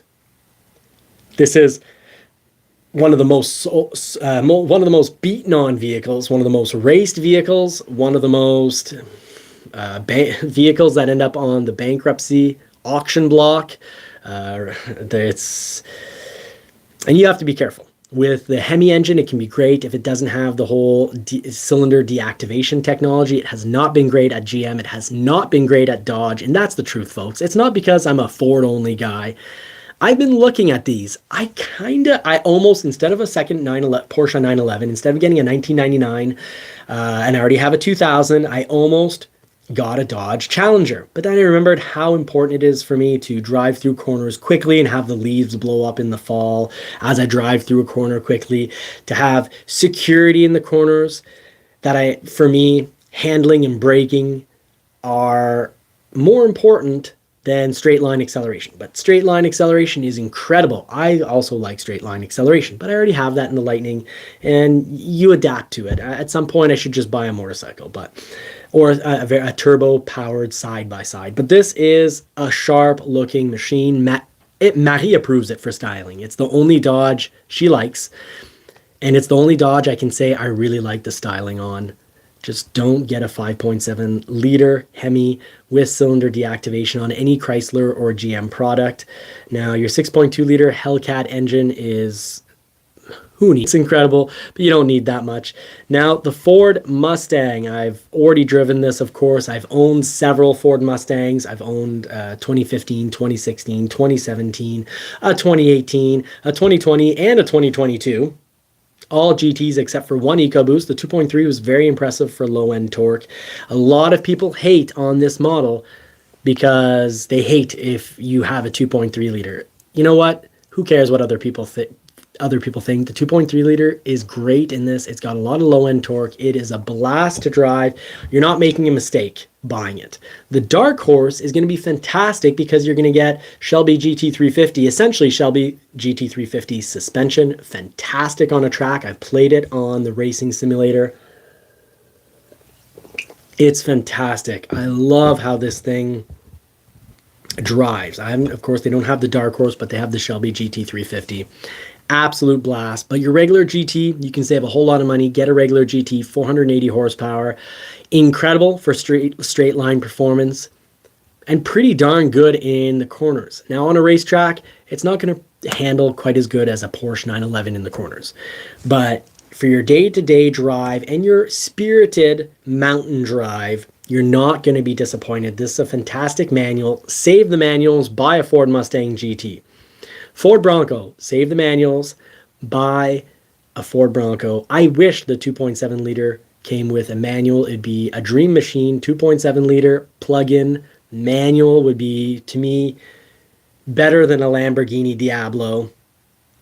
Okay, maybe not better than a Lamborghini Diablo, but better than the new Lamborghinis, which handle great as well when set up as race vehicles. But Ford Bronco manual, absolute fantastic. The 2.3 liter is a great engine. I like the pedal to the metal. I like having a ton of torque. It would work for me with a performance chip and an air intake. It would definitely beef up the power to where I like to be. I like to be around close to 400 horsepower, and I like to have about 400 pound-feet of torque or more. Imagine a 5 liter manual Ford. You could probably sell people like me one of these for almost Raptor prices, but without all the equipment. Now, moving on. We've got the Honda Civic. For the Honda Civic, great vehicle, been great for decades, still offered as a manual, fuel efficient, great when it comes to Reliability, great, incredible when it comes to reliability, incredible when it comes to cost of ownership. This is a great buy. I'm all for the Honda Civic. Save the manuals, get yourself a Honda Civic. Now the Hyundai Elantra N. I drove the Hyundai Elantra N. I also drove the two-door hatchback model, which I like. My neighbor has the little, what looks like a mini Stinger. They've got the little Kia four-door. These things look good. They sound great. So that would be a great option. But I vote with my money. And I don't know if I'll ever vote for and encourage Kia or Hyundai. I'm still burnt about the factory that they opened and quickly closed in Canada. I like to, and yes, they are making some I would buy models from Kia and Hyundai that are built in Canada, the US, or Mexico. That's what I would consider. Jeep Wrangler, fantastic manual. I've had a lot of experiences. I've owned some Jeeps, a Jeep Cherokee, and I've driven at length a lot of different Jeeps, several times the Wrangler, 2 doors, 4 doors, the Gladiator. I find the 6-cylinder a little boring. It's lackluster in performance. I like it less than Ford's 2.3 liter. I'd say I like standards, and go for a Jeep if you're not if you're not performance crazed like I am. Great. If you are, well, you'll go with a 392 V8. That's it. That's an incredible machine.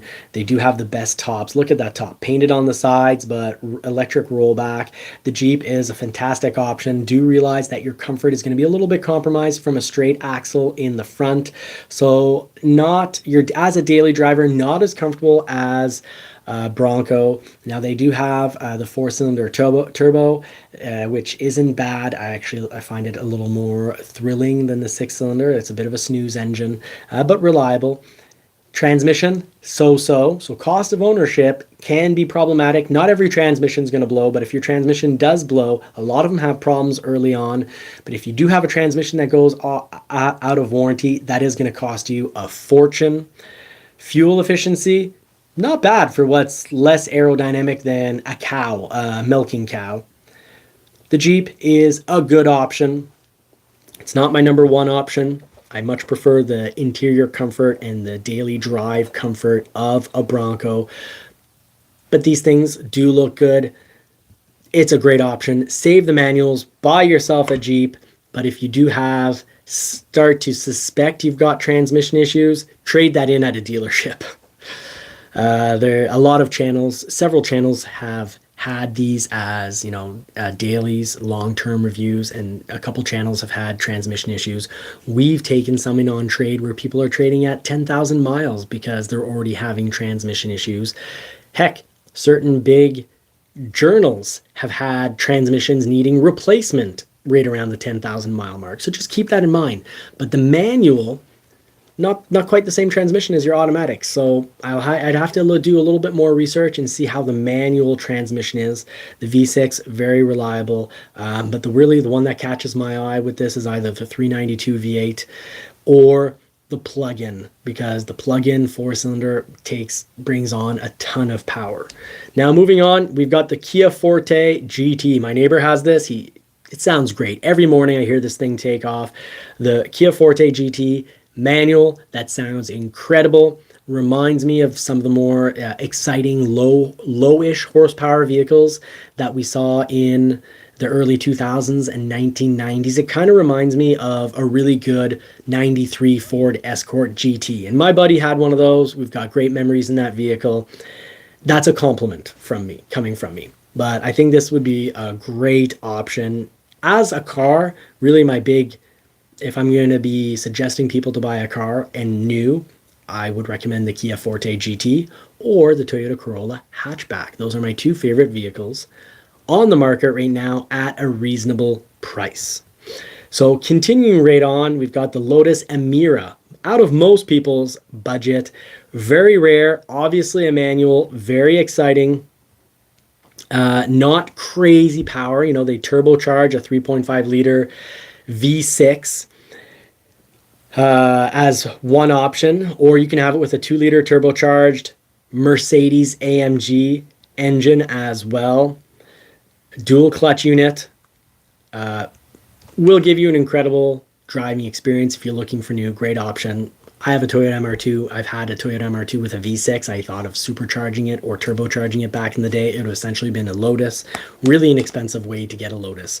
But I say that as my Toyota MR2 91 with its 2-liter turbo is currently in the garage and not running. So let's hope we can get that running for springtime. You've got the Mazda 3. Mazda 3, 10 out of 10 as a vehicle for me. I should mention that that would be a top 3 pick alongside the Toyota Corolla hatchback and the Kia Forte GT. But I think actually the Mazda 3, because of size, because of interior looks, exterior looks, this is my number 1 pick for a vehicle. Now you can also get a Mazda MX-5 Miata. Remember, it's only a 2-seater, but it is slow but handles great.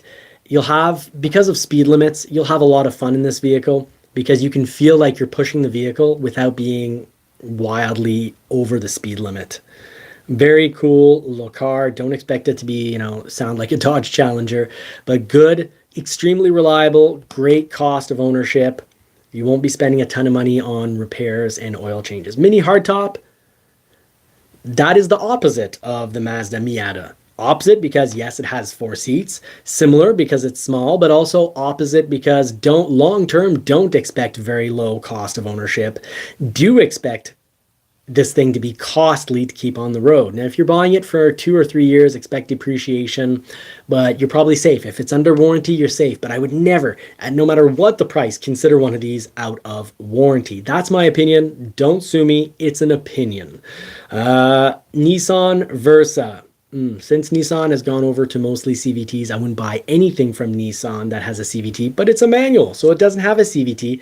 So I won't recommend it because I'm not a fan of its styling, but if you do like the styling of this vehicle, go for it. This could be a nice little option. You won't get a ton of power, but you'll get, really won't get a ton of power. 122 horsepower and 114 pound-feet of torque. In my opinion, that's such low levels of power that I'd say for me it would be unsafe. You pull out of a driveway and there was nothing moments earlier but someone speeding and you need to step on it to get moving so they don't rear end you. Good luck with 122 horsepower.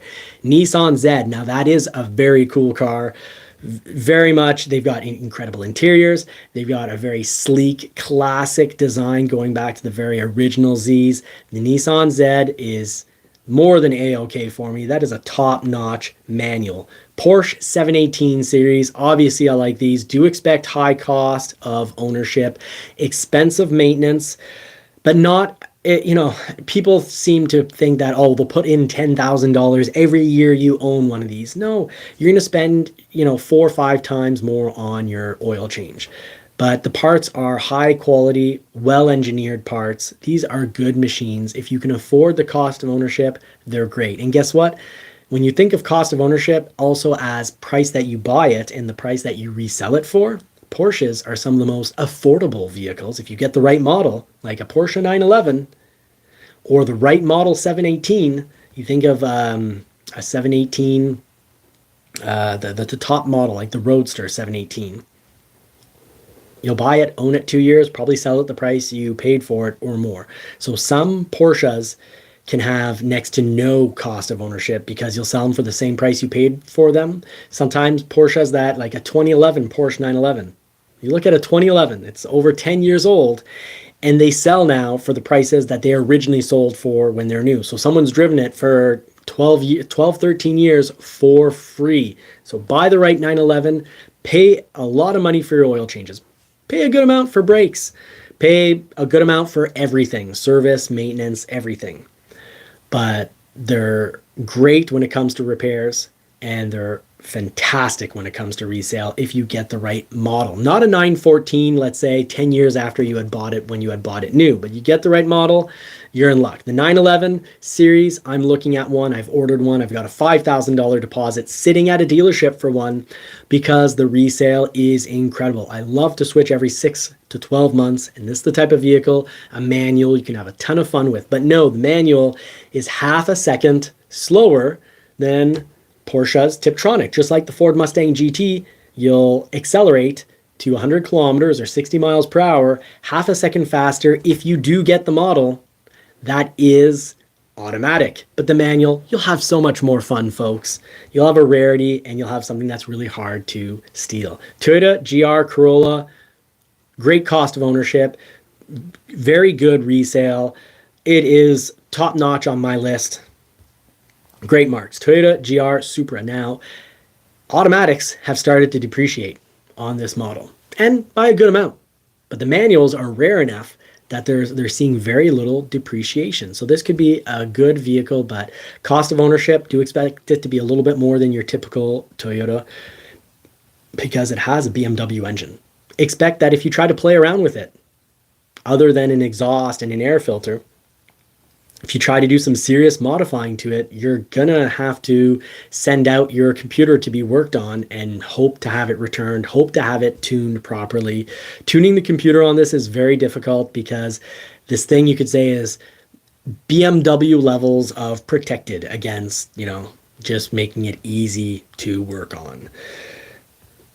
The Toyota GR86 or Subaru BRZ, great manual if you don't mind having less power, good cost of ownership, exciting style.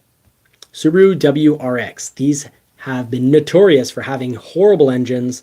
Subaru fans, just like Toyota fans, are unbelievably loyal. These are very fun vehicles, but because of their previous history, I would not own one out of warranty. Subarus have traditionally been unbelievably reliable if there's no turbo, and not so reliable in general if there is a turbo. And of course, your WRX manual turbo, don't buy one used. It's probably been beat on by the previous owner. Your cost of ownership isn't bad at all, but you have to hope that the engine will last. They've had issues when there's a turbo thrown on them. They've had issues. Your Volkswagen Golf, fantastic little engine, a little bit more expensive cost of ownership, but a great looking vehicle, a fantastic heritage, pretty good resale. The Jetta, horrible resale. The Golf, good resale. One I would consider, would sell it before it's off warranty. It'll take a little bit drop in value when you go off warranty, and you're rolling the dice. You're looking for trouble if you own it beyond its warranty. Volkswagen Jetta, would not touch this with a 10-foot pole. Bad depreciation, a little bit more when it comes to cost of ownership. Between cost of ownership being a little high, resale being not great, I wouldn't touch it. I would definitely consider a Golf. I would not touch this. So those are your manuals that you can grab these days. Now, we've gone over the 2-hour mark for this live. If you're watching this as a mini episode, thank you either way. Please do hit the thumbs up button, subscribe, turn the bell notification on. Thank you so much, folks, for watching. Now, for those of you who are still watching, my heart, thank you so much. You're so unbelievably kind. You're really helping the success of this small family business. Please say your good nights in the comment section. So the M Peugeot, I hadn't gotten any comments in about 15 minutes, but I see they're just not popping up. So the 2.3 liter Mustang EcoBoost Premium with performance package, yes, M Peugeot, that is an incredible option. That's a fantastic buy. I loved that Mustang, and Ford should sell so many more of them. People will, it's got incredible power. People will say, oh, I love the BRZ, or I love the GR86. Oh, it's incredible. And these things have like 100 and some odd less horsepower and so much less torque than the Ford Mustang. More people need to consider the Mustang 2.3 liter. Folks, let's stop crapping on the 2.3 liter.